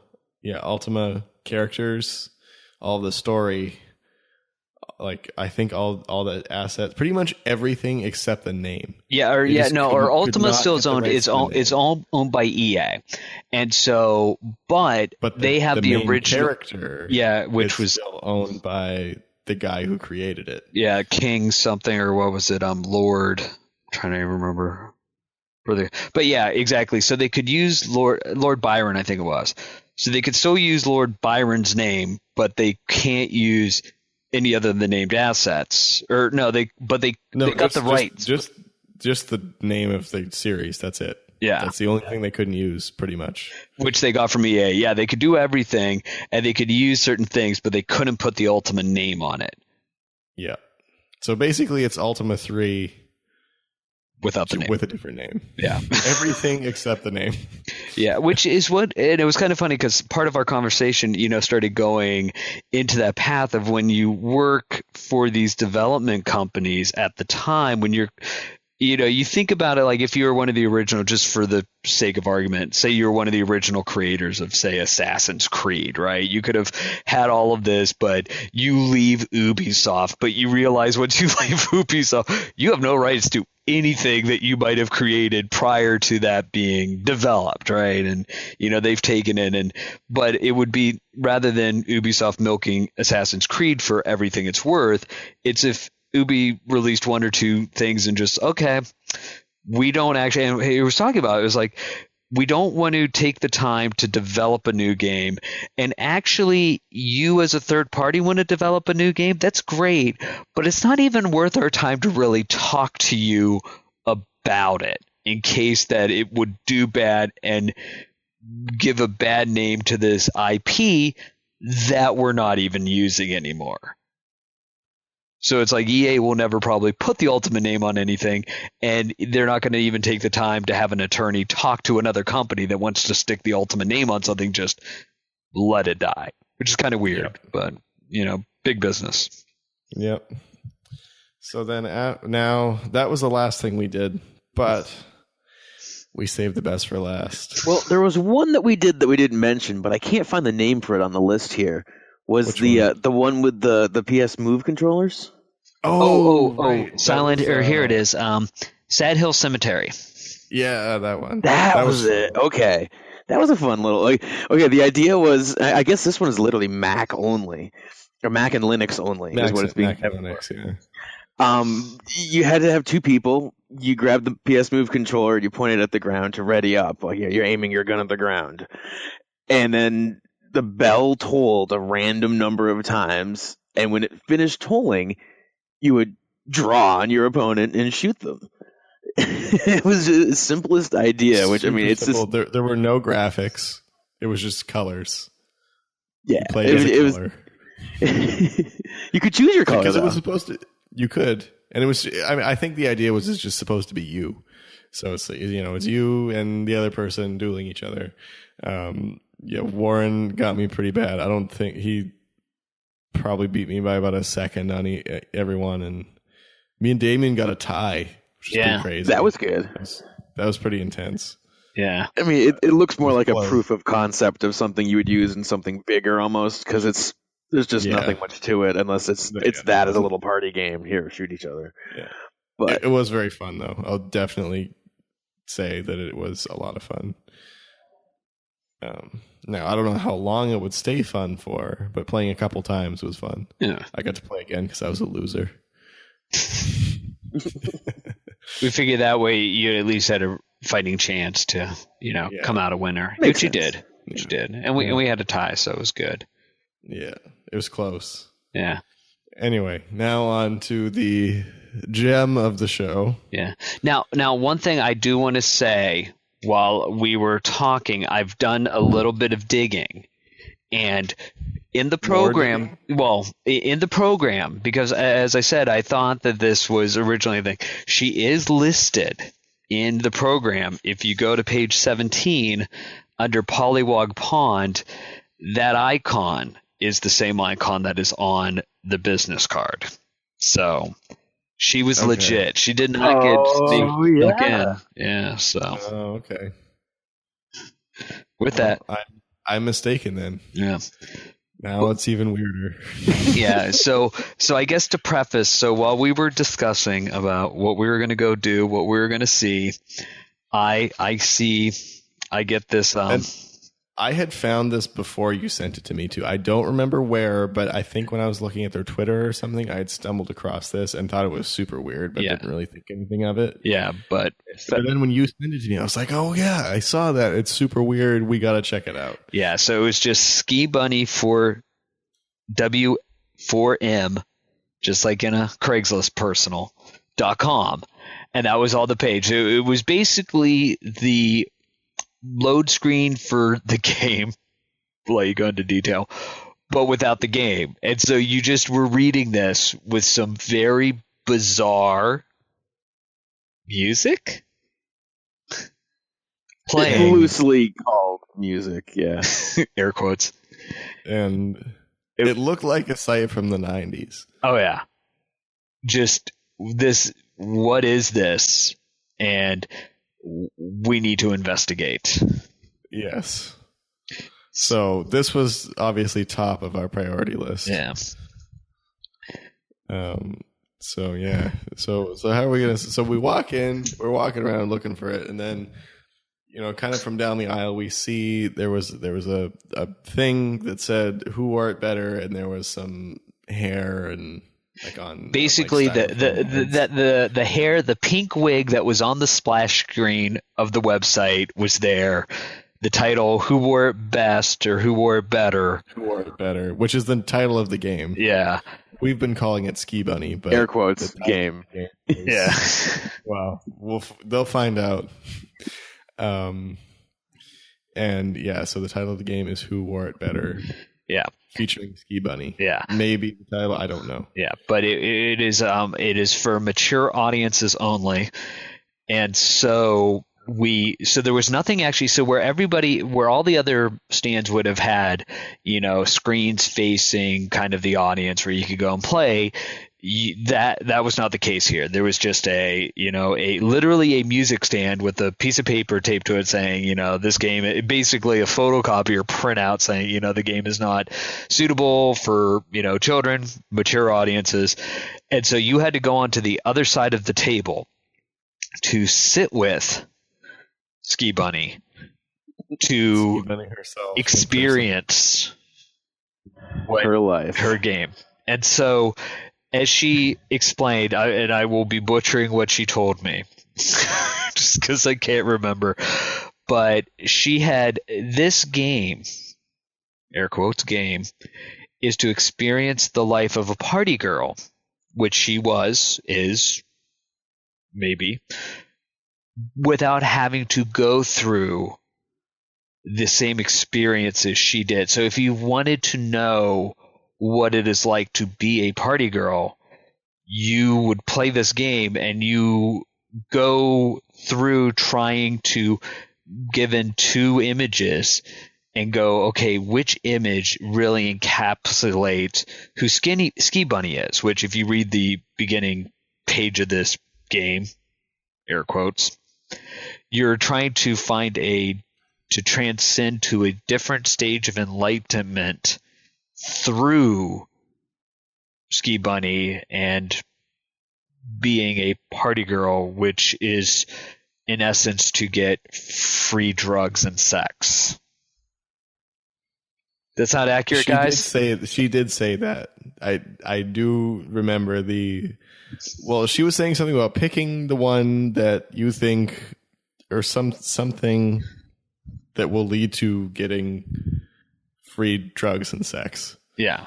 But through what her inception of being a party girl is, which she has gotten such a level of party girl, she knows ultimately what being a true party girl is, so therefore you need to really almost get to her path of being a party girl. And when I will say, when a 9-year-old girl came up to the table, was definitely shoot away. It's like, no, you're not ready to be a party girl just yet. She was trying to emphasize that this was her life, that she'd learned this so that we could best learn how to experience her life without having to live her life. And she kept making sure we knew this was her in all these pictures. This was her life that we're learning here. So, which makes it all more frightening. Yeah. So we start, and we are literally. I'm looking at. Well, I have a mouse click. Three of us. Yeah, and we're kind of sitting here. It was very awkward. Yeah, and you'll find out why in a minute. And we're on a web browser, and then two images come up, and you pick one, and then it will say, "I did," and click next. Who wore it better? A question above them: who wore it better? Yeah, and then when you pick it, it says, "I did." Yeah. Now I will say, the initial score when I sat down from the people that had just left said 5 out of 10. That is a big key thing. So we start picking images, and they start with nothing tasteless, but just dress, which one? And then maybe about 4 in, things started getting peculiar. Yeah. Well, no, I've seen some horrifying things on the internet. Nothing ever got horrifying, but it definitely became. I think there were some things in the bylaws of the Boston Game Indie Fest, which I think have just been harassment policy. Yeah, it was violated the harassment policy. Yeah, definitely. Yeah. So, so we will say these were some not suitable for work images that we are being confirmed by Ski Bunny that they are by definitely her. And don't stare, but just pick one. And you're going. Did she say don't stare? Or something. I don't think she ever said don't stare. She did say don't stare, but like so. don't think about it, or like don't dwell. Like obviously don't linger and be a perv looking at the images. Even though you've just been kind of shocked into, wait, what? Look, this is naked you, and you're right there. Yeah, and that's who's that other? Oh, that's some guy from Craigslist. Okay, and then does this guy from Craigslist know he's in your air quotes game? Yeah, and then when the quote unquote baking powder came up on screen and having the conversation. It's just baking powder, I will assume, even though from talking to you, we know the answers now. Well, the point is getting free drugs. Yeah. Mm-hmm. So when that was said and done, so we endured the 20 images, or the 20, was it 10 choices? That many? I think it's like 10 or 15. I think it's more than 10, but it's about 10 or 15. Yeah. Once you get through the choices, we end up on the score, in which I think our score was 5 out of 10. Yeah, and so that's what made me go, okay, we're playing this in a web browser, and it seems like it's everything static. And I was like, well, is this actually, is this just out on the web? And to which she prompted, like, no, I did all the coding and I did all the music, but yeah, it's out there, but I'm not ready, or I'm doing things like this so I can be ready to let everyone see this, which I think that in turn kind of set forth the challenge of it's on the internet. I just haven't told everybody where it is yet. Meaning, if you look hard enough, I'm sure you can find it. Yep. Which is a challenge that was quickly taken on. Well, we may or may not have found it, and we may or may not have access to it. We'll leave it at that, out of respect for Ski Bunny. Yeah, and you may or may not be asked to get your gut reaction. I'll say my wife was not a fan. Yeah. Only if you're a guest. Yeah. Maybe. May or may not get a chance to do that if you're a guest. So yeah, that was quite an experience. And it turns out there is a scoring system. It does work. It is not static. So there is a scoring system. We may or apparently may not we're all mediocre Ski Bunnies. Yeah. We are. I don't think I've met, Fream. May or may not have met anybody that got more than 6. Yeah. But I know people that have gotten less than 6. Yes. May or may not. Because we got 5. Yeah. We are a 5 out of 10 party girl. The 3 of us. The coding may or may not be stellar. Yeah. Anyway, that will conclude. That's as much as we will say publicly about this game. It was quite an experience, and stood out, to say the least. Yeah, it definitely did. Out of everything we saw, that was probably something that will definitely linger in your memory. In our mind. Yeah, you can't forget that. You cannot forget Ski Bunny. It's so awkward. So awkward. Like, you can't even imagine. No. Just sitting next to her. I just love it because she was just like, we didn't even ask. She's just like, these are all me. Thought so, but I thought there might be a chance that it wasn't. Nope. Anyway, that concludes our Boston Indie Games recap. We had fun. We hope you had fun listening. and maybe we'll do another convention or something like PAX. We'll do PAX probably. Yeah, maybe. I don't know. We'll figure it out. We may or may not do PAX. We may or may not live possibly near PAX or something. Maybe. Thanks again for joining, Warren. You got it, guys. Thanks for having me. Fantastic. All right, and now we do have some backwards compatible titles. Bound by Flame, The Maw, and Virtua Fighter 5 Final Showdown were announced as backwards compatible titles. And not that it surprised really anyone, but it's a big name that hit a delay this week. South Park: The Fractured But Whole has been delayed in 2017. When they announced that it was coming out early December, I thought, that's a terrible date, and they're not going to hit it. And sure enough, they're not going to hit it. I don't think it's been confirmed, though. Are you guys disappointed that game got pushed back? Yeah, I kind of saw it coming too. And just replaying through the Stick of Truth recently, I'm excited for it. But yeah, not a big deal. It's fine. I wonder what it needs to go back for. Truth. Oh, you haven't played the Stick of Truth? Oh, you don't. I know. I really like South Park, and I don't. It keeps getting put off. It's right there on my shelf. I look at it every day when I sit on my couch. Yeah, I got to finish that as well. I haven't even done the first day, but I'm probably 6 or 7 hours into it. It's super fun. Oh, so good. It's really funny. I've been using a guide just so I don't miss anything. Yeah, I don't know. I feel like you are, and maybe I haven't looked it up, but just playing through it once and a half times, I feel like you're going to miss something either way. I don't know if there's like a perfect way to run through it or not. Sure. But you should just, it's one of those games where you should just play through it because it's just fun, and then go back and do the other playthrough. Yeah, that's what I was kind of thinking I was going to do. I like to do that with a lot of games, and just, if it's a game I'm really kind of looking forward to and know it has a good story or a good experience, I tend to like to play through once. Yeah. Without looking at anything and just enjoy it and then clean it up. Awesome. Even if it means taking a bit longer, I think it's worth it. So be it. For that fun thing, whatever that is. Yeah. Getting all of them would like require you to kind of just like follow probably a pretty specific guide or whatever.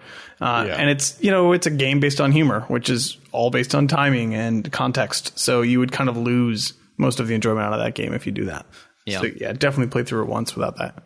Yeah, I think the way the TA guides are set up is that they kind of bold what the items you're looking for are, and so you can. It's not spoiler free, but you can be a little bit smart about how okay, this next section I need to look for item X and piece of clothing Y.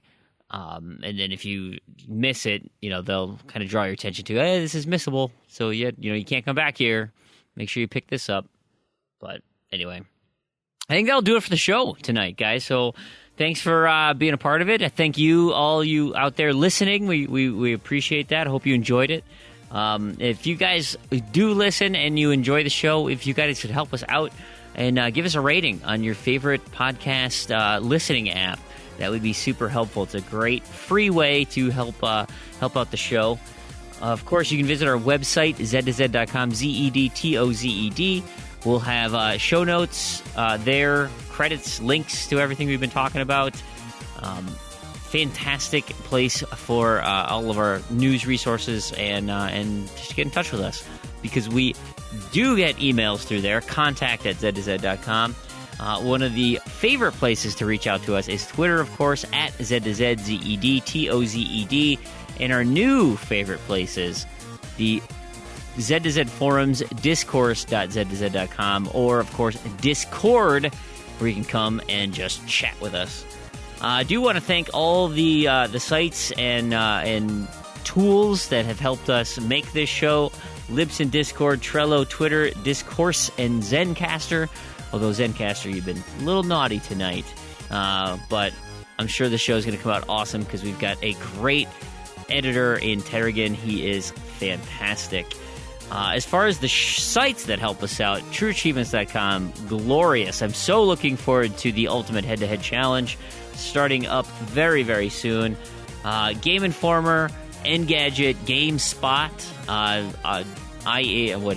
the IHS Med Market report. Thank you for providing that. It's been a wonderful set of news. Remedy provided some news this week, and of course, last but not least, Microsoft for giving us the Xbox console.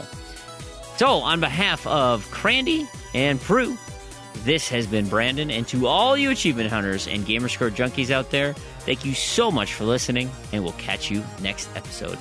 Thanks for listening. See you later.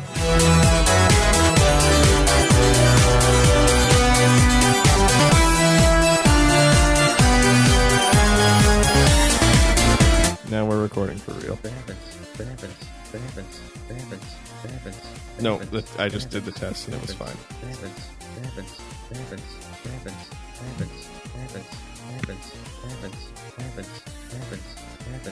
Is it having issues like I was the other night?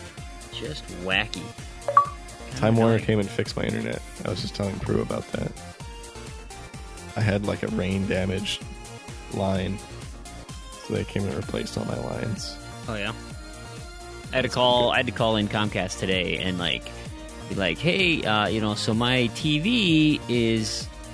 So I've got a parent box and 2 satellite boxes, and my satellite boxes won't do DVR, and my satellite box that's in my master bedroom also won't do high definition. And so I called them up and I'm like, hey, what's going on? And there was a pre-recorded message saying we're having issues with our boxes right now. So I was like, all right, well, what does that mean? Don't care or plan on fixing them. So I talked to the guy, and he's like, well, we're working on it. We hope to get it done today. And I'm like, well, did it start 3 days ago? No. Well, it's been 3 days for me. We've tried to watch programming, and we don't have. He's like, oh, well, it's good. Let me just collect the data, because we're getting these issues kind of on 2 different fronts. Some of it's coming through billing, and some of it's coming through the system. I'm like, so if I call back with more information, will you be able to do anything? No, we're actually just collecting data right now. And trying to fix it. I'm like, great. That's exactly what I want to hear. See, that's when you do my phone technique, but you have to be able to follow through. Because if you don't follow through, then it's no good. What you do is you demand what you want, and then you say, I'm not going to hang up the phone until you give it to me. Make sure you have their name, so if they hang up on you, you can call back and ask for them. Then you wait. They will give you what you want. But you have to be able to follow through on it. That's how I got my BlackBerry. Nice. Replaced. When it should have been not covered in water when I first got it. All right, let's give this a whirl. Thanks, Comcast. Hooray! My local sports team just intercepted a pass. That's awesome. That's irresponsible, Fream. Watching shows while recording the podcast. Tisk. It's like playing games while recording the podcast. It's even worse. I'm gambling because it's fantasy football.